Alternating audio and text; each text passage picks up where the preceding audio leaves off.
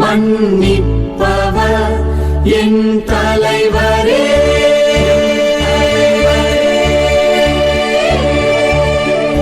நீர் நல்லவர் மன்னிப்பவர், உம்மை நோக்கி மன்றாடும் அனைவருக்கும் பேரன்பு காட்டுபவர். தந்தை, மகன், தூய ஆவியின் பெயராலே ஆமென். இயேசுவுக்கே புகழ்.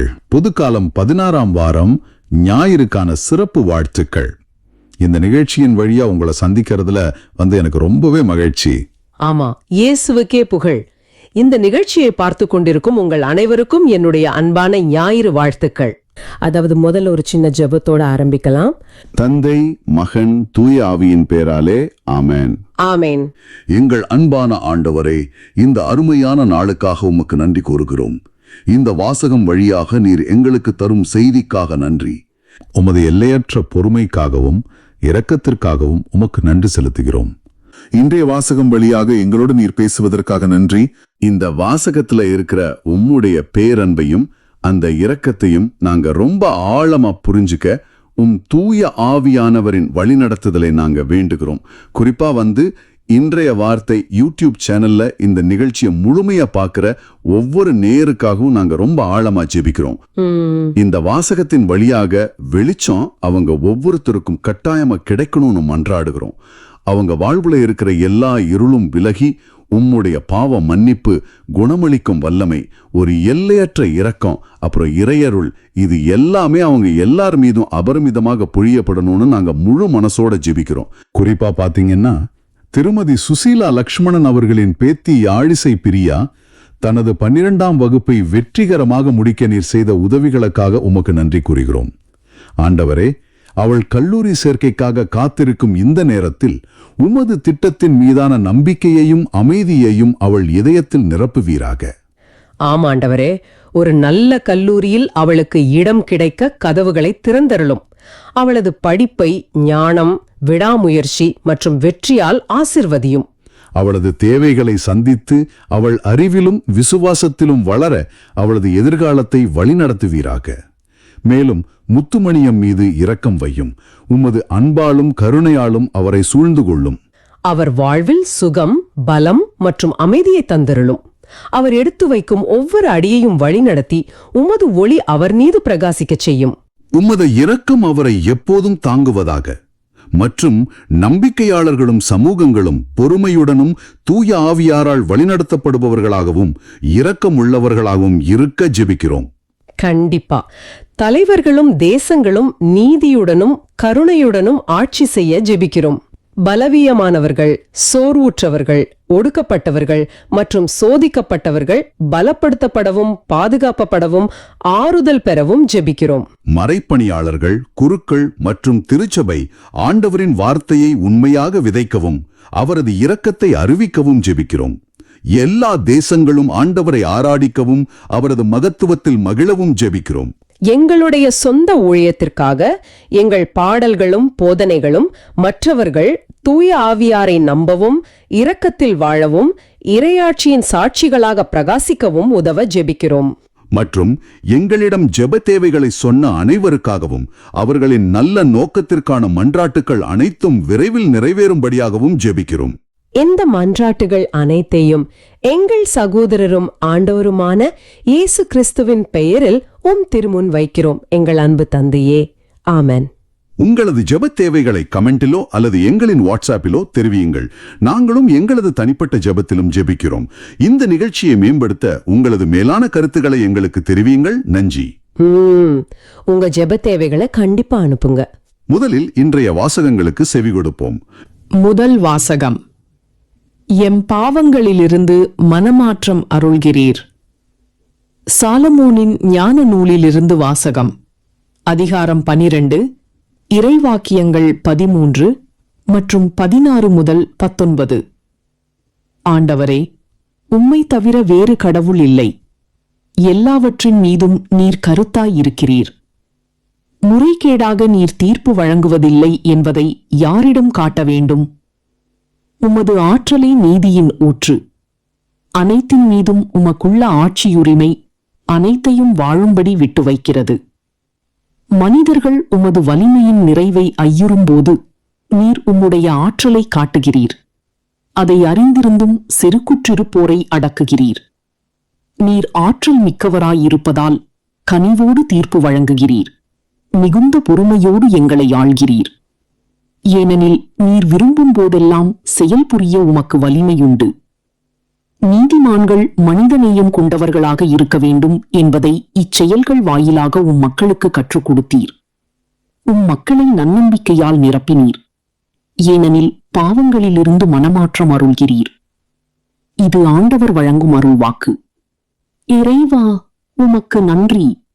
பதிலுரை பாடல். திருப்பாடல்கள் 86. பாடல் வரிகள் 5 முதல் 6, 9 முதல் 10 மற்றும் 15 முதல் 16. பல்லவி 5a. ஆண்டவரே, நீர் நல்லவர், மன்னிப்பவர்.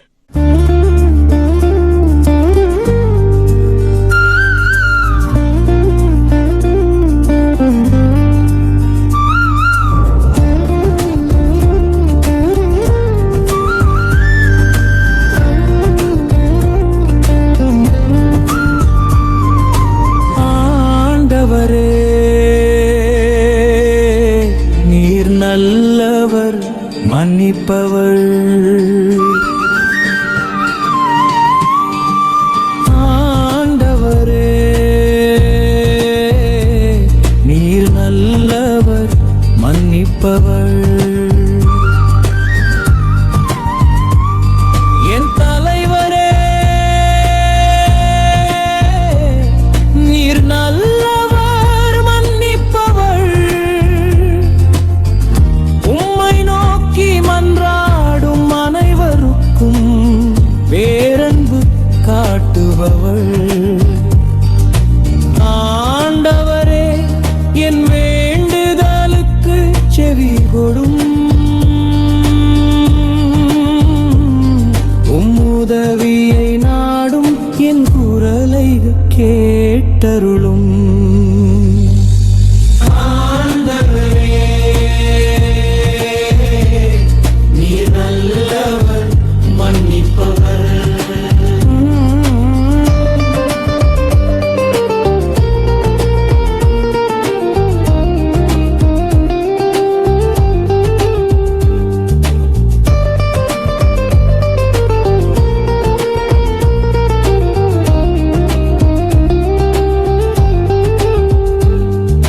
தலைவரே, நீர் படைத்த மக்களினத்தார் அனைவரும்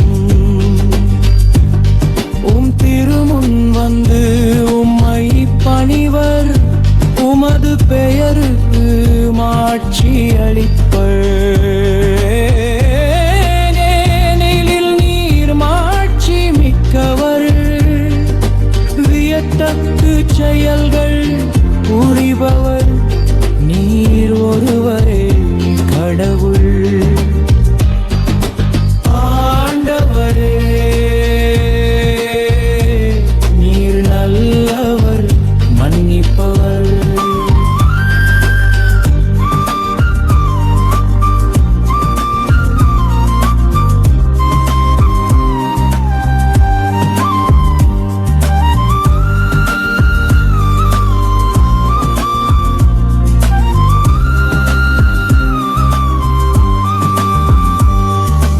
தலைவரே, நீரோ இரக்கமிகு இறைவன், அருள் மிகுந்தவர். விரைவில் சினமுறாதவர். பேரன்பும் உண்மையும் பெரிதும் கொண்டவர். என்னை கண்ணோக்கி என் மீது இறங்கும். உம்மடியானுக்கு உமாச்சலைத்தாரும். உம்மடியாளின் மகனை காப்பாற்றும். ஆண்டவரே, நீர் நல்லவர், மன்னிப்பவர்.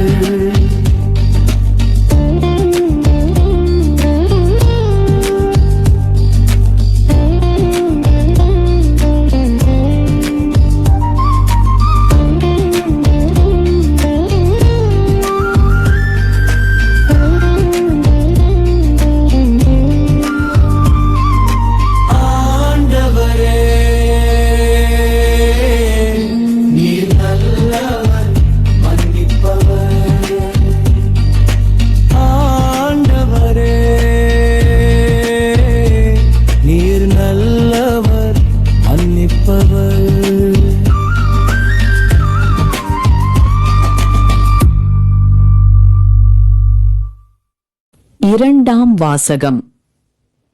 தூய ஆவியார் தாமே நமக்காக பரிந்து பேசுகிறார். திருத்தூதர் பவுல் உரோமையருக்கு எழுதிய திருமுகத்திலிருந்து வாசகம். அதிகாரம் 8, இறைவாக்கியங்கள் 26 முதல் 27. சகோதரர் சகோதரிகளே, தூய ஆவியார் நமது வலுவற்ற நிலையில் நமக்கு துணை நிற்கிறார். ஏனெனில் எதற்காக, எப்படி நாம் இறைவனிடம் வேண்டுவது என்று நமக்கு தெரியாது. தூய ஆவியார் தாமே சொல் வடிவம் பெற முடியாத நம்முடைய பெருமூச்சுகளின் வாயிலாய் நமக்காக பரிந்து பேசுகிறார். உள்ளங்களை துருவி ஆயும் கடவுள் தூய ஆவியாரின் மனநிலையை அறிவார். தூய ஆவியாரும் கடவுளுக்கு உகந்த முறையில் இறை மக்களுக்காக பரிந்து பேசுகிறார். இது ஆண்டவர் வழங்கும் அருள்வாக்கு. இறைவா, உமக்கு நன்றி. நற்செய்திக்கு முன் வாழ்த்தொலி. தந்தையே, விண்ணுக்கும் மண்ணுக்கும் ஆண்டவரே உம்மை போற்றுகிறேன். ஏனெனில் விண்ணரசின் மறைபொருளை குழந்தைகளுக்கு வெளிப்படுத்தினீர். அல்லேலூயா, அல்லேலூயா.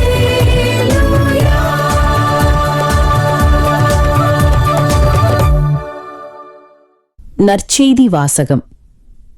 அறுவடை வரை இரண்டையும் வளரவிடுங்கள். மத்தேயு எழுதிய தூய நற்செய்தியிலிருந்து வாசகம். அதிகாரம் 13, இறைவாக்கியங்கள் 24 முதல் 43.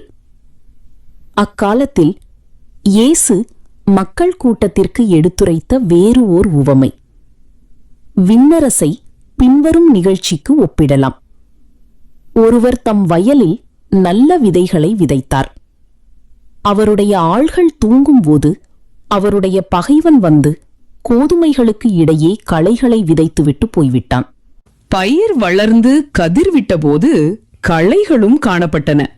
நிலக்கிழாருடைய பணியாளர்கள் அவரிடம் வந்து, ஐயா, நீர் உமது வயலில் நல்ல விதைகளை அல்லவா விதைத்தீர், அதில் களைகள் காணப்படுவது எப்படி என்று கேட்டார்கள். அதற்கவர், இது பகைவனுடைய வேலை என்றார்.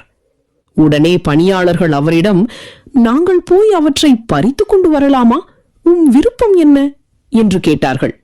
அவர், வேண்டாம், களைகளை பறிக்கும்போது அவற்றோடு சேர்த்து கோதுமையையும் நீங்கள் பிடுங்கிவிடக்கூடும். அறுவடை வரை இரண்டையும் வளரவிடுங்கள். அறுவடை நேரத்தில் அறுவடை செய்வோரிடம் முதலில் களைகளை பறித்து கொண்டு வந்து எரிப்பதற்கென கட்டுகளாக கட்டுங்கள். கோதுமையையோ என் களஞ்சியத்தில் சேர்த்து வையுங்கள் என்று கூறுவேன் என்றார். இயேசு அவர்களுக்கு எடுத்துரைத்த வேறு ஓர் உவமை. ஒருவர் கடுகு விதையை எடுத்து தம் வயலில் விதைத்தார். அவ்விதை எல்லா விதைகளையும் விட சிறியது. ஆனாலும் அது வளரும்போது மற்றெல்லா செடிகளையும் விட பெரியதாகும். வானத்து பறவைகள் அதன் கிளைகளில் வந்து தங்கும் அளவுக்கு பெரிய மரமாகும். விண்ணரசு இக்கடுகு விதைக்கு ஒப்பாகும். அவர் அவர்களுக்கு கூறிய வேறு ஓர் உவமை. பெண்ணொருவர் புளிப்பு மாவை எடுத்து 3 மரக்கால் மாவில் பிசைந்து வைத்தார். மாவு முழுவதும் புளிப்பேறியது. விண்ணரசு இப்புளிப்பு மாவுக்கு ஒப்பாகும். இவற்றையெல்லாம் இயேசு மக்கள் கூட்டத்துக்கு உவமைகள் வாயிலாக உரைத்தார். உவமைகளின்றி அவர் அவர்களோடு எதையும் பேசவில்லை.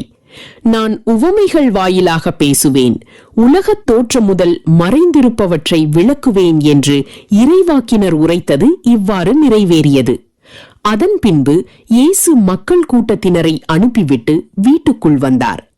அப்போது அவருடைய சீடர்கள் அவர் அருகே வந்து, வயலில் தோன்றிய களைகள் பற்றிய உவமையை எங்களுக்கு விளக்கி கூறும் என்றனர். அதற்கு அவர் பின்வருமாறு கூறினார். நல்ல விதைகளை விதைப்பவர் மானிட மகன். வயல் இவ்வுலகம். நல்ல விதைகள் கடவுளின் ஆட்சிக்குட்பட்ட மக்கள். களைகள் தீயோனைச் சேர்ந்தவர்கள். அவற்றை விதைக்கும் பகைவன் அழகை. அறுவடை உலகின் முடிவு. அறுவடை செய்வோர் வானதூதர். எவ்வாறு களைகளை பறித்து தீக்கிரையாக்குவார்களோ அவ்வாறே உலக முடிவிலும் நடக்கும். மானிட மகன் தம் வானதூதரை அனுப்புவார்.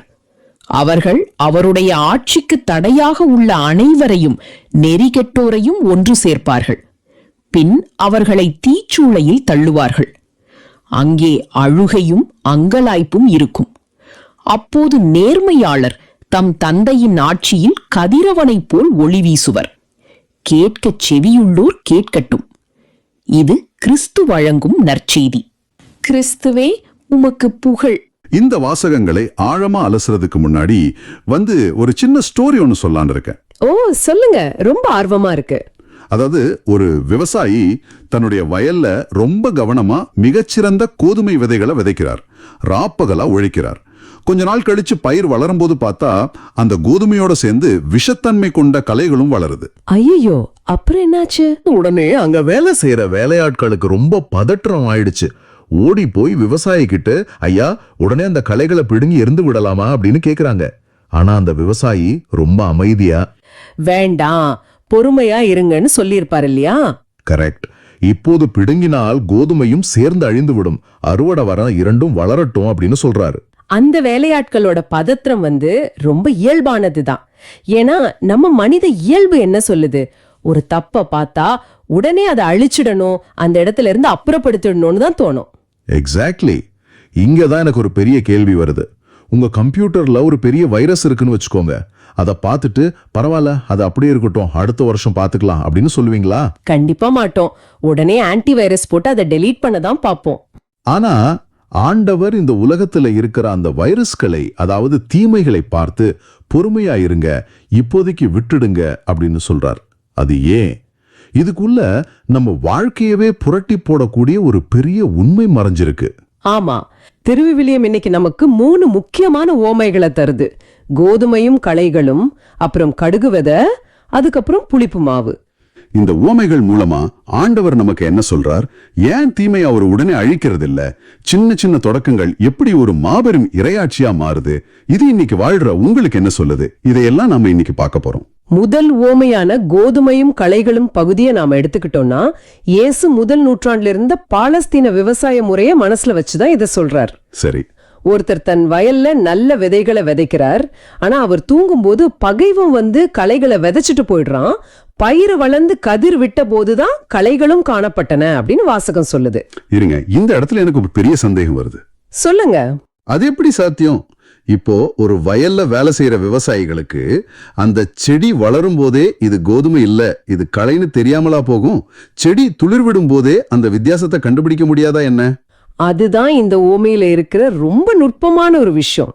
இயேசு இங்க சொல்ற களைகள் நாம நம்ம ஊர்ல சாதாரணமா பாக்குற களைகள் மாதிரி இல்ல. ஓ, அப்போ அது வேற மாதிரியான களையா?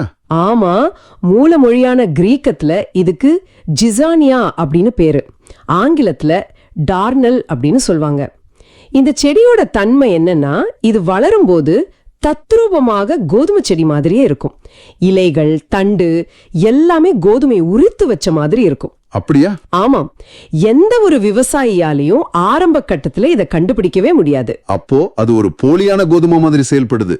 சரி, எப்பதான் அது களைன்னு அவங்களுக்கு தெரிய வரும்? அது வளர்ந்து கதிர் விடும்போதுதான் எது கோதுமை எது களைன்னு முழுசா வெளிப்படும். எப்படின்னா, கோதுமை கதிர்கள் பழுத்து தானியத்தோட கணத்துல வளைஞ்சு நிக்கும். ஆனா இந்த களைகளின் கதிர்கள் கருப்பு நிறத்துல நேர நிமிர்ந்து நிக்கும். அது மட்டும் இல்லாம அதுல இருக்கிற விதைகள் விஷத்தன்மை கொண்டது. அதை சாப்பிட்டா மயக்கம், வாந்தி எல்லாம் வரும்.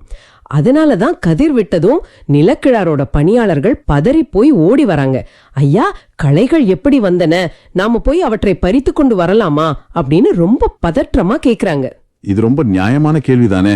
நாமளா இருந்திருந்தாலும் உடனே அதை பிடுங்கி எரியணும் தானே நினைப்போம். ஆனா அந்த நிலக்கிழ சொல்றாரு, வேண்டாம், அறுவடை வரைக்கும் ரெண்டும் ஒன்னாவே வளரட்டும் அப்படின்னு. ஆமா, இத கேக்குற உங்களுக்கு ஒரு கேள்வி வரலாம். அதாவது இது ரொம்ப ரிஸ்க் இல்லையா? நிஜமான ஒரு தோட்டத்துல களைகளை அப்படியே விட்டா அது நல்ல செடிக்கு கிடைக்க வேண்டிய தண்ணி, சத்து எல்லாத்தையும் உறிஞ்சிடும்ல. தீயவங்களை இந்த உலகத்துல அப்படியே விட்டா அவங்க நல்லவங்களுக்கு தானே ஆபத்து விளைவிப்பாங்க. ஆண்டவர் ஏன் இப்படி ஒரு ரிஸ்க் எடுக்கணும்? நீங்க கேக்குறது ரொம்ப ரொம்ப முக்கியமான கேள்வி. தீமையை ஏன் ஆண்டவர் அனுமதிக்கிறார் அப்படிங்கிற பெரிய தத்துவ சிக்கலுக்கு இந்த உவமை ரொம்ப அழகா பதில் சொல்லுது. நிலக்கிழார் அந்த வேலைக்காரங்க கிட்ட ஒரு காரணம் சொல்றார், கவனிச்சிங்களா? களைகளை பறிக்கும் போது அவற்றோடு சேர்த்து கோதுமையையும் நீங்கள் பிடுங்கி விடக்கூடும் அப்படின்னு சொல்றார். அதேதான். ஏன்னா அந்த ஜிசானியா செடியோட வேர்கள் மண்ணுக்கடியில கோதுமை செடியோட வேர்களோட பின்னி கிடக்கும். நீங்க மேல இருக்கிற களைய பிடுங்கும் போதே அடியில இருக்கிற நல்ல கோதுமை செடியும் வேரோட பேர்ந்து வந்துடும். இது நம்ம மனித சமூகத்துக்கு அப்படியே பொருந்துதுன்னு தோணுது. நிச்சயமா. ஏன்னா நாம தனித்தனி செடிகள் இல்ல, நல்லவங்களும் கெட்டவங்களும் ஒரே குடும்பத்துல ஒரே ஊர்ல உறவுகளால பின்னி பிணைஞ்சுதான் இருக்கும். ஒரு தீயவர ஆண்டவர் உடனே தண்டிச்சு அழிக்கும் போது அவரை நம்பி இருக்கிற நல்லவங்களான பெற்றோரோ பிள்ளைகளோ நண்பர்களோ கடுமையா பாதிக்கப்படுவாங்க இல்லையா? ஆமா, அவங்களும் சேர்ந்து பாதிக்கப்படுவாங்க. அதுதான் மிகச்சரியான புரிதல். ஆண்டவரோட பொறுமைக்கு அது ஒரு முக்கிய காரணம். இதுல இன்னொரு விஷயமும் இருக்கு. இயற்கையில ஒரு களை கோதுமையா மாறவே முடியாது. ஆனா மனித வாழ்க்கையில கடவுளோட பார்வையில அப்படி இல்ல. அதாவது ஒரு மனிதன் மாற முடியும்னு சொல்றீங்களா? ஆமா, ஒரு தீய மனிதன் கடவுளோட அருளால மனம் திரும்பி நல்ல மனிதனா மாற முடியும். அந்த மனம் மாற்றத்துக்கான கால அவகாசத்தை தான் அறுவடை காலம் வரைக்கும் அப்படின்னு ஆண்டவர் தள்ளி போடுறாரு. நாம மேலோட்டமா பார்த்து உடனே தீர்ப்பு சொல்றோம். ஆனா ஆண்டவர் அவங்களோட ஆன்மா மாறுறதுக்கான வாய்ப்பை தொடர்ந்து கொடுத்துக்கிட்டே இருக்கிறார். இது ரொம்ப ஆழமான உண்மை. ஆண்டவரோட பொறுமை அப்படிங்கிறது பலவீனம் இல்ல, அது நல்லவங்களை பாதிக்க கூடாதுங்கிற அக்கறையும் கெட்டவங்க திருந்தணுங்கிற இரக்கமும் தான். கண்டிப்பா. சரி, இப்போ ஒரு முரண்பாடு வருது. உலக முடிவு வரைக்கும் கெட்டவங்களும் நல்லவங்களும் ஒன்னாவே தான் இருப்பாங்க, ஆண்டவர் பொறுமையா இருப்பாருன்னு சொல்லிட்டீங்க. அப்போ கடவுளோட அரசு, அதாவது இறையாட்சி இந்த உலகத்துல எப்படி வளரும்? தீமை அதை முழுசா முடக்கிடாதா அப்படிங்கிற சந்தேகம் வருது. இதே சந்தேகம் அப்ப இருந்த மக்களுக்கும் வந்துச்சு. அதனாலதான் இயேசு அடுத்ததா கடுகு விதை உவமையையும் புளிப்பு மாவு உவமையையும் சொல்றாரு. முதல் நூற்றாண்டுல கடவுளோட அரசாங்கம் வரப்போகுதுன்னு சொன்னதும் யூத மக்கள் என்ன எதிர்பார்த்தாங்க தெரியுமா? ஒரு பெரிய அரசியல் மாற்றம் ஐயா. ஆமா, ஒரு பெரிய ராணுவ புரட்சி நடக்கும், ரோமானியர்களை அடிச்சு விரட்டிட்டு ஒரே ராத்திரியில ஒரு மாபெரும் அரசியல் மாற்றம் வரும்னு எதிர்பார்த்தாங்க. ஆனா இயேசு சொல்றார், ஒருவர் கடுகு விதையை எடுத்து தம் வயலில் விதைத்தார். அவ்விதை எல்லா விதைகளில் விட சிறியது, ஆனாலும் அது வளரும் போது மற்ற எல்லா செடிகளையும் விட பெரியதாகும். வானத்து பறவைகள் அதன் கிளைகளில் வந்து தங்கும் அளவுக்கு பெரிய மரமாகும்னு சொல்றார். கடுகு விதையை ஏன் அவர் தேர்ந்தெடுக்கணும்? ஏன்னா கடுகு விதை கண்ணுக்கே சரியா தெரியாத அளவுக்கு ரொம்ப ரொம்ப சின்னது. கடவுளோட அரசாங்கம் வாள் எடுத்து சண்டை போடுற பெரிய ராணுவமா வராது. அது ஒரு சின்ன விதையா, ஒரு சாதாரண மனுஷனோட அன்புல, ஒரு சின்ன கருணையில ஆரம்பிக்கும். ஆனா அது வளரும் போது எப்படி ஒரு பெரிய மரமா மாறி எல்லா பறவைகளுக்கும் அடைக்கலம் கொடுக்குதோ அப்படி உலகத்துல இருக்கிற எல்லா மக்களுக்கும் அது அடைக்கலம் கொடுக்கும். இது வெளியில நடக்கிற ஒரு ஆரவாரமான மாற்றம் இல்ல, அமைதியான ஆனா அசைக்க முடியாத வளர்ச்சி.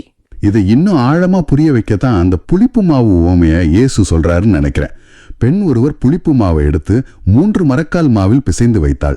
மாவு முழுவதும் புளிப்பேறியது அப்படின்னு வாசகம் சொல்லுது. எனக்கு எப்போதுமே இதுல ஒரு சின்ன சந்தேகம் உண்டு. என்ன சந்தேகம்? இந்த 3 மரக்கால் மாவு அப்படிங்கிறது எவ்வளவு பெரிய அளவு? நான் ஏதோ ஒரு சமையல் கட்டுல இருக்கிற சின்ன கிண்ண மாவுன்னு தான் நினைச்சுக்கிட்டு இருந்தேன். நிறைய பேர் அப்படிதான் நினைக்கிறாங்க.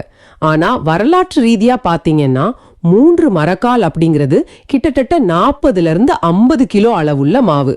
50 கிலோவா? ஒரு சாதாரண குடும்பத்துக்கு ஒருவேளை சாப்பாட்டுக்கு யாரும் 50 கிலோ மாவு பிசைய மாட்டாங்களே. அது கிட்டத்தட்ட ஒரு பெரிய கிராமத்துக்கே விருந்து வைக்கிற அளவுக்கு இருக்குமே. அதுதான் ஈசு இங்க பயன்படுத்தும் உத்தி. அவர் வேணும்னே அவர் மிகப்பெரிய அளவு சொல்றாரு. 100-150 பேருக்கு மேல சாப்பிடக்கூடிய அந்த பிரம்மாண்டமான மாவுல அந்த பெண் சேர்க்கிற புளிப்பு மாவு எவ்வளவு இருக்கும்னு நினைக்கிறீங்க? ரொம்ப கொஞ்சமா தான் இருக்கும். ஆமா, ஒரு சின்ன கைப்பிடி அளவுதான். யூத கலாச்சாரத்துல பொதுவாவே புளிப்பு மாவு அப்படிங்கிறது பாவத்துக்கும் கெட்ட விஷயத்துக்குமான குறியீடா தான் சொல்லப்படும். ஆனா இயேசு அதை அப்படியே தலைகீழா மாத்தி இறையாட்சிக்கு ஓமையா இங்க சொல்றார். அந்த மெக்கானிசம், அதாவது அந்த மாவு எப்படி புளிக்குது அப்படிங்கிறது ரொம்ப சுவாரஸ்யமானது. அந்த சின்ன கைப்பிடி புளிப்பு மாவை நீங்க பெரிய மாவுல போட்ட உடனே அது கண்ணுக்கே தெரியாம மாவு முழுக்க பரவுது. ஆமா, சத்தம் இல்லாம பரவும். அது வெளியில இருந்து எந்த சத்தமும் போடுறது இல்ல, ஆனா உள்ளுக்குள்ள அந்த 50 கிலோ மாவோட தன்மையே முழுசா மாத்திடுது. ரொம்ப சரியா சொன்னீங்க. புளிப்பு மாவு மாவுக்குள்ள மறைஞ்சிருக்கும். அதுபோலதான் கடவுளோட அரசாங்கமும். இத கேட்கிற நீங்க சில நேரம் சோர்வடையலாம். நான் பண்ற சின்ன சின்ன ஜபம், நான் காட்டுற சின்ன அன்பு, நான் நேர்மையா இருக்கிறது இந்த பெரிய உலகத்துல என்னத்தை மாத்திர போகுது, உலகத்துல எவ்வளவு அநீதி நடக்குதே அப்படின்னு தோணலாம். எனக்கும் நிறைய தடவை அப்படி தோணி இருக்கு. ஆனா அந்த புளிப்பு மாவு மாதிரி உங்களோட சின்ன நற்செயல்கள் சமூகத்தோட தன்மையே உள்ளுக்குள்ள இருந்து மாத்தும் வல்லமை கொண்டது. கடவுளோட அருள் அப்படிதான் சத்தம் இல்லாம வேலை செய்யும். சின்ன தொடக்கங்கள் எப்படி ஒரு பெரிய தாக்கத்தை ஏற்படுத்தும் அப்படிங்கறது இது ரொம்ப அழகா புரிய வைக்குது. சரி, இப்ப வாசகத்தோட அடுத்த கட்டத்துக்கு வரும். இயேசு மக்கள் கூட்டத்தை அனுப்பிட்டு வீட்டுக்குள்ள வந்ததும் சீடர்கள் வந்து அந்த களைகள் ஊமையை விளக்கி தேய்க்கிறாங்க. அப்போ அவர் அந்த ஊமையில இருக்கிற குறியீடுகளை உடைச்சு சொல்றார். ஆமா, அவர் ஒவ்வொன்னையும் தெளிவுபடுத்துறார். நல்ல விதைகளை விதைக்கிறவர் மானிட மகன், அதாவது இயேசுவே. வயல் அப்படிங்கிறது திருச்சபை மட்டும் கிடையாது, ஒட்டுமொத்த உலகம். நல்ல விதைகள் அப்படிங்கிறவங்க கடவுளின் ஆட்சிக்குட்பட்ட மக்கள்.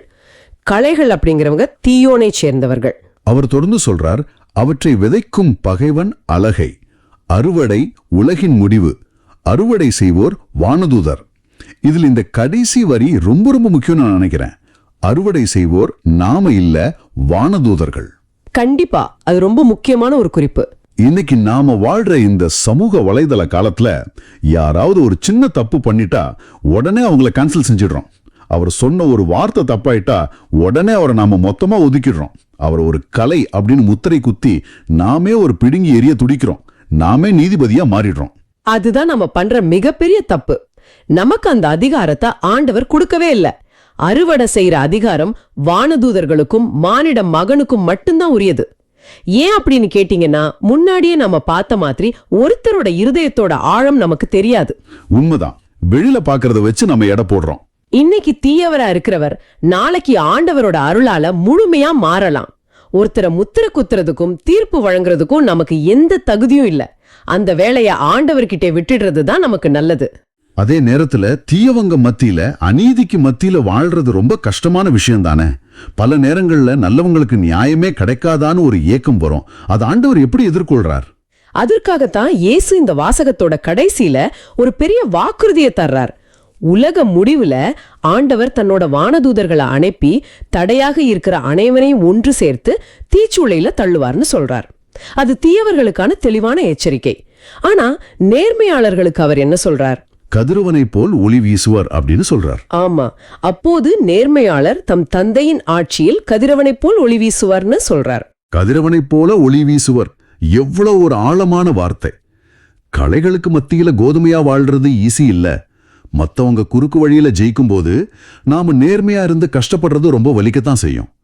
ஆனா இறுதி வரைக்கும் கடவுளோட பார்வையில நேர்மையா நிலைத்திருக்கிறவங்க ஆண்டவரோட மகிமையை பிரதிபலிச்சு சூரியனை போல பிரகாசிப்பார்கள் அப்படிங்கிற அந்த உறுதிமொழி எல்லா வலிகளையும் மறக்கடிச்சிடும். கண்டிப்பா. நாம எவ்வளவு இருட்டான சூழ்நிலையில வாழ்ந்தாலும் நமக்கான நீதி ஒரு நாள் நிலைநாட்டப்படும். அது வரைக்கும் நம்ம கடுகு விதைய போல பொறுமையா வளர்ந்து புளிப்பு மாவை போல அமைதியா இந்த சமூகத்துல நன்மையை செஞ்சுக்கிட்டே இருக்கணும். கோதுமை, களைகள், கடுகு விதை, புளிப்பு மாவுன்னு எல்லாமே நமக்கு நிறைய விஷயங்களை கத்துக் கொடுத்திருக்கு. உங்ககிட்ட ஒரு முக்கியமான கேள்வியை முன்வைக்க விரும்புகிறேன். நாம எப்போதுமே இந்த ஓமையை படிக்கும்போது ஒரு தப்பான மனநிலையில தான் படிக்கிறோம்னு தோணுது. அதாவது நாம கோதுமை, நமக்கு பிடிக்காதவங்க, நமக்கு தீங்கு செய்யறவங்க எல்லாரும் களைகள் அப்படின்னு நாமளே ஒரு முடிவுக்கு வந்துடுறோம். ஆமா, அது நம்மோட இயல்பு. நாம எப்பவுமே நம்மள ஹீரோவாவும் நல்லவங்களாவும் மட்டும்தானே பார்க்க விரும்புறோம். ஆனா இத கேக்குற நீங்க கொஞ்சம் ஆழமா சிந்திச்சு பாருங்க. இந்த வயல் அப்படிங்கறது வெளியே இருக்கிற உலகம் மட்டும்தானா? நம்ம ஒவ்வொருத்தரோட இருதயமும் கூட ஒரு வயல் தானே. ரொம்ப ஆழமான சிந்தனை. கடவுள் நம்ம இருதயத்துக்குள்ள நல்ல எண்ணங்கள், அன்பு, கருணை அப்படிங்கிற கோதுமை விதைகளை விதைக்கிறார். ஆனா அதே நேரத்துல நம்ம சுயநலம், கோபம், பொறாமை, அடுத்தவங்களை மன்னிக்க முடியாத மனநிலை, இதெல்லாம் நம்ம உள்ளேயே முளைக்கிற களைகள் தானே. உண்மைதான். நம்ம உள்ளேயும் பகைவனான அலகை சில களைகளை விதைக்கத்தான் செய்றான். நல்லதும் கெட்டதும் நம்ம இருதயத்துக்குள்ளேயே பின்னி பிழைஞ்சு கிடக்குது. வெளியில இருக்கிற களைகளை தேடுறத விட்டுட்டு இன்னைக்கு நம்ம இருதயத்துக்குள்ள இருக்கிற அந்த தேவையற்ற களைகளை ஆண்டவரோட ஒளியில நாம அடையாளம் கண்டுபிடிக்கணும். ஆண்டவர் தன்னோட அருளால அந்த களைகளை வேரோட பிடுங்கி எறிய நம்ம இருதயத்தை அவரிடம் முழுமையா ஒப்படைக்க நாம தயாரா? இது ரொம்ப அற்புதமான கேள்வி. நாம நம்மள கோதுமையா நினைக்கிறது மனித இயல்பு. இதுக்கு திருத்தந்தி 16ஆம் பெனடிக்ட் அவர்கள் ரொம்ப அருமையான ஒரு விளக்கத்தை கொடுக்கிறாரு. அவர் புனித அகஸ்டின் அவங்களோட புகழ்பெற்ற வரிகளை மேற்கோள் காட்டுறாரு. புனித அகஸ்டின் அப்படி என்ன சொல்றார்? அவர் சொல்றாரு, ஆரம்பத்தில் களைகளாக இருக்கும் பலரும் பின்பு நல்ல கோதுமையாக மாறிவிடுகிறார்கள் அப்படின்னு. இதுதான் இயற்கையான வயலுக்கும் மனித ஆன்மாவிற்கும் உள்ள மிக முக்கியமான வித்தியாசம். மனித ஆன்மாவில் ஒரு அற்புதம் நடக்க முடியும், அதுதான் மனமாற்றம். செடிகளுக்கு அந்த வாய்ப்பில்லை, ஆனா மனிதர்களுக்கு இருக்கு. அதாவது ஒருத்தர் இன்னைக்கு களையாக இருக்கலாம், மற்றவர்களுக்கு தீங்கு செய்பவராக இருக்கலாம், ஆனால் அவர் எப்பவுமே அப்படிதான் இருப்பாருன்னு நாம முத்திரை குத்த முடியாது. கரெக்ட். ஆண்டவரின் அருளால் நாளை அவர் ஒரு சிறந்த கோதுமையாக, புனிதராக மாற முடியும். நாம் திருமுழுக்கு பெற்ற நாளிலிருந்து நம்முள் ஒரு சிறிய விதை விதைக்கப்பட்டிருக்கிறது. அதுதான் ஆண்டவரின் அருள். அப்போ அந்த அருளை நாம எப்படி வளர்க்கிறது? நம்ம கிட்ட தீமை வேரூன்றாமல் இருக்க நாம என்ன செய்யணும்?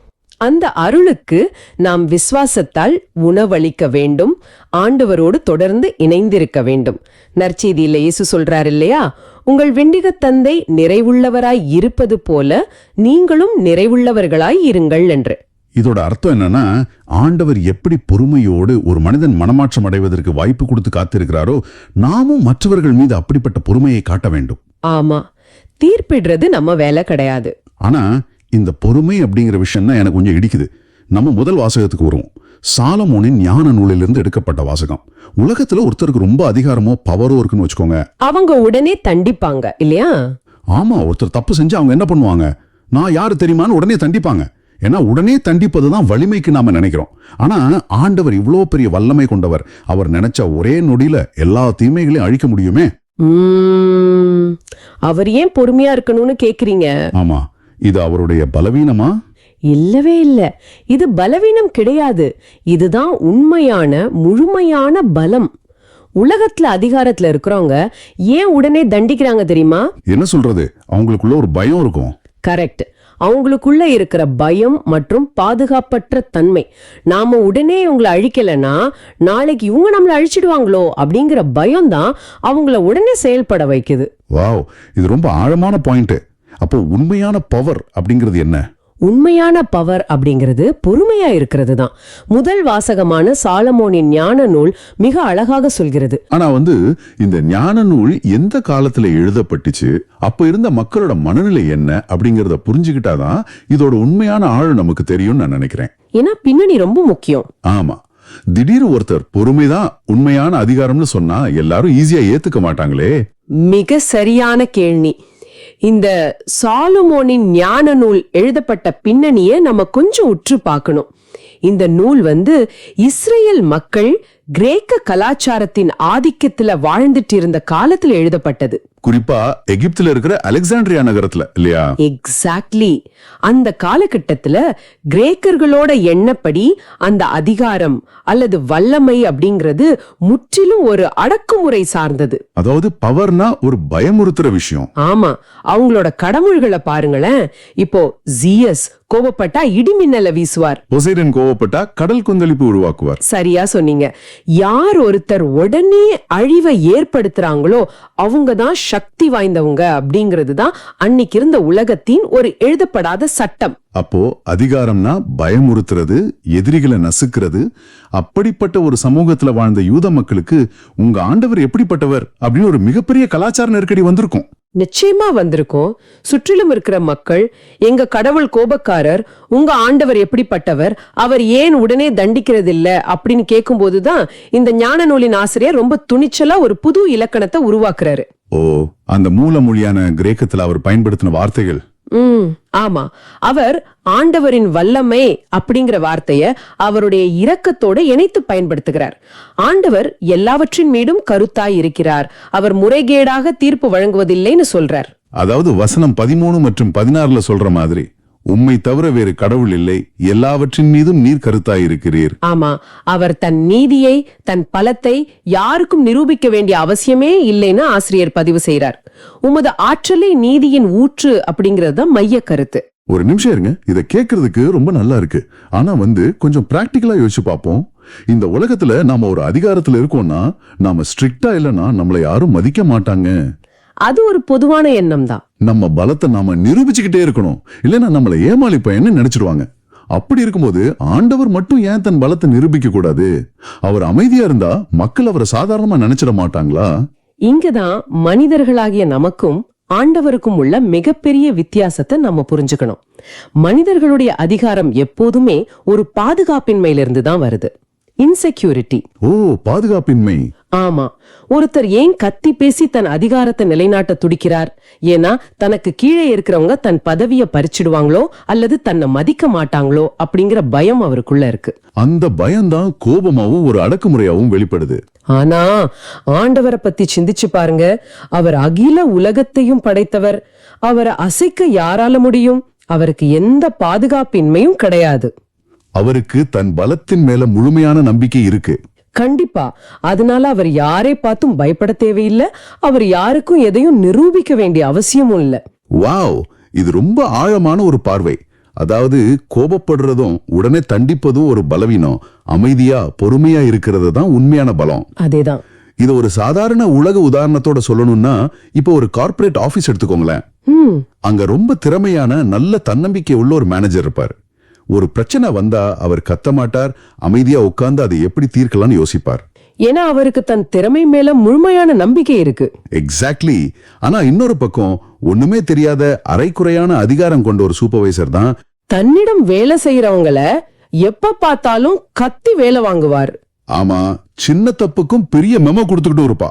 அப்போ நாம அதிகாரம்னு நினைக்கிறது உண்மையிலே நம்மோட பாதுகாப்பின்மை மட்டும்தானா? 100க்கு 100% உண்மை. நீங்கள் சொன்ன அதே உதாரணத்தை தான் இந்த ஞான நூல் இன்னும் ஆழமா கையாளுது. மனிதர்கள் எப்போதெல்லாம் ஆண்டவருடைய வலிமையின் நிறைவை சந்தேகித்து ஆணவத்தோடு செயல்படுறாங்களோ அப்போ மட்டும்தான் அவர் தன் ஆற்றலை காட்டுகிறார். மற்றபடி அவர் தன்னுடைய எல்லையற்ற வலிமையை அடக்குமுறைக்காக பயன்படுத்துவது கிடையாது. இத வாசிக்கும் போதுதான் இந்த வசனம் 17 மற்றும் 18 வர மிக முக்கியமான ஒரு முரண்பாடான அழகை நாம சந்திக்கிறோம். அதாவது, நீர் ஆற்றல் மிக்கவராய் இருப்பதால் கனிவோடு தீர்ப்பு வழங்குகிறீர், மிகுந்த பொறுமையோடு எங்களை ஆள்கிறீர் அப்படின்னு ஆசிரியர் சொல்றார். Okay, let's unpack this. ஆற்றல் மிக்கவராய் இருப்பதால் கனிவோடு தீர்ப்பு வழங்குகிறீர். இதை நான் கொஞ்சம் சேலஞ்ச் பண்ண விரும்புறேன்.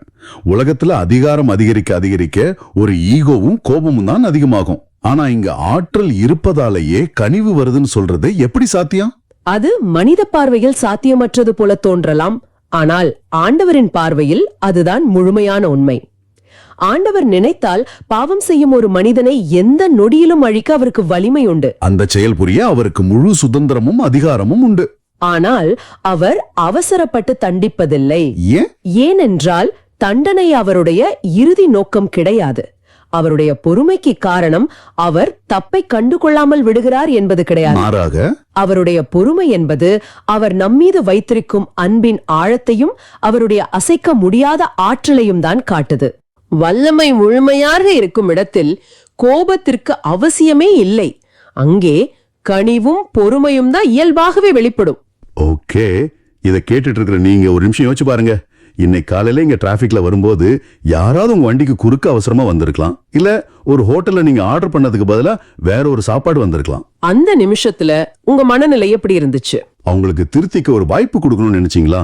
இல்ல எனக்கு இருக்கிற சின்ன அதிகாரத்தை பயன்படுத்தி அவங்கள சத்தம் போட்டு அவமானப்படுத்தணும்னு தோணுச்சா? ஒரு சின்ன அதிகாரம் கிடைச்சாலே மனிதர்களாகிய நாம அடுத்தவங்களை அடக்கி ஆள துடிக்கிறோம். அதுதான் மனித இயல்பு. அப்படி இருக்கும்போது அளவற்ற அதிகாரம் கொண்ட ஆண்டவர் நம்முடைய எத்தனையோ துரோகங்களை பார்த்தும் எவ்வளவு பொறுமையோடு நம்மை ஆள்கிறார் நினைக்கும் போது நிஜமாவே சிலிர்ப்பா இருக்கு. அதுதான் உண்மையான ஆண்டவரின் அனுபவம். அந்த சிலிர்ப்பு நமக்குள்ள என்ன மாற்றத்தை கொண்டு வரணும் அப்படிங்கிறது தான் இந்த வாசகத்தின் அடுத்த கட்டம். ஆண்டவர் பொறுமையாக இருக்கிறார், சரி, அதனால நமக்கு என்ன என்ற கேள்வி எழலாம். வசனம் 19 அதத்தான் சொல்லுது இல்லையா? ஆமா. ஆண்டவர் எப்படி தன் அதிகாரத்தை இரக்கத்தை காட்டுவதற்கு பயன்படுத்துகிறாரோ அதே போல நீதிமான்களாகிய நாமும், அதாவது ஆண்டவரை பின்பற்றும் ஒவ்வொருவரும் மனித நேயம் கொண்டவர்களாக இருக்க வேண்டும் என்று இந்த வாசகம் ஆழமான ஒரு அழைப்பை நமக்கு விடுக்கிறது. மனித நேயம், இந்த வார்த்தை இன்றைய காலகட்டத்துக்கு எவ்வளவு முக்கியமானது. ஆண்டவரோட வழிமுறையை பாருங்க. இந்த வாசகத்துல உம் மக்களை நன்னம்பிக்கையால நிரப்பினீர், ஏனெனில் பாவங்களிலிருந்து மனமாற்றம் அருள்கிறீர் என்று வருகிறது. ஆண்டவர் பாவியான மனிதனை உடனே கேன்சல் செய்வது கிடையாது. அவர் நமக்கு மனமாற்றம் பெறுவதற்கு ஒரு கால அவகாசம் கொடுக்கிறாரு. அவர் நம்மீதுள்ள நன்னம்பிக்கையை எப்போதுமே இழப்பதில்லை. மனிதர்கள் வழங்கும் நீதி ஒருவனை நிரந்தரமாக முத்திரை குத்தி அவனுக்கு திருந்துவதற்கான கதவுகளை அடைத்து விடுகிறது. ஆனால் ஆண்டவரின் நீதி எப்படிப்பட்டது? அது மனமாற்றத்தை நோக்கமாக கொண்டது. அதாவது தண்டனை மட்டுமே தீர்வு இல்ல. ஆமா, நீங்கள் ஒருவரை தண்டிக்கும் போது அவர் தன் தவறை உணர்வதை விட உங்கள் மீது கோபப்படவோ அல்லது தன்னை தற்காத்துக் கொள்ளவோ தான் நினைப்பார். உண்மைதான், அவங்க டிஃபென்சிவ் ஆயிடுவாங்க. ஆனால் நீங்கள் ஒருவருக்கு கனிவோடும் நன்னம்பிக்கையோடும் ஒரு வாய்ப்பை கொடுக்கும்போது அது அவருடைய மனசாட்சியை தட்டி எழுப்பும். அதுதான் உண்மையான நிரந்தரமான நீதியை உருவாக்கும். ஆஹா, இது ரொம்ப அருமையான விளக்கம். பொறுமைங்கிறது ஒருத்தரை தப்பிக்க விடுறது கிடையாது, அது அவங்கள ஆழமா திருத்துறதுக்கான ஒரு கருவி.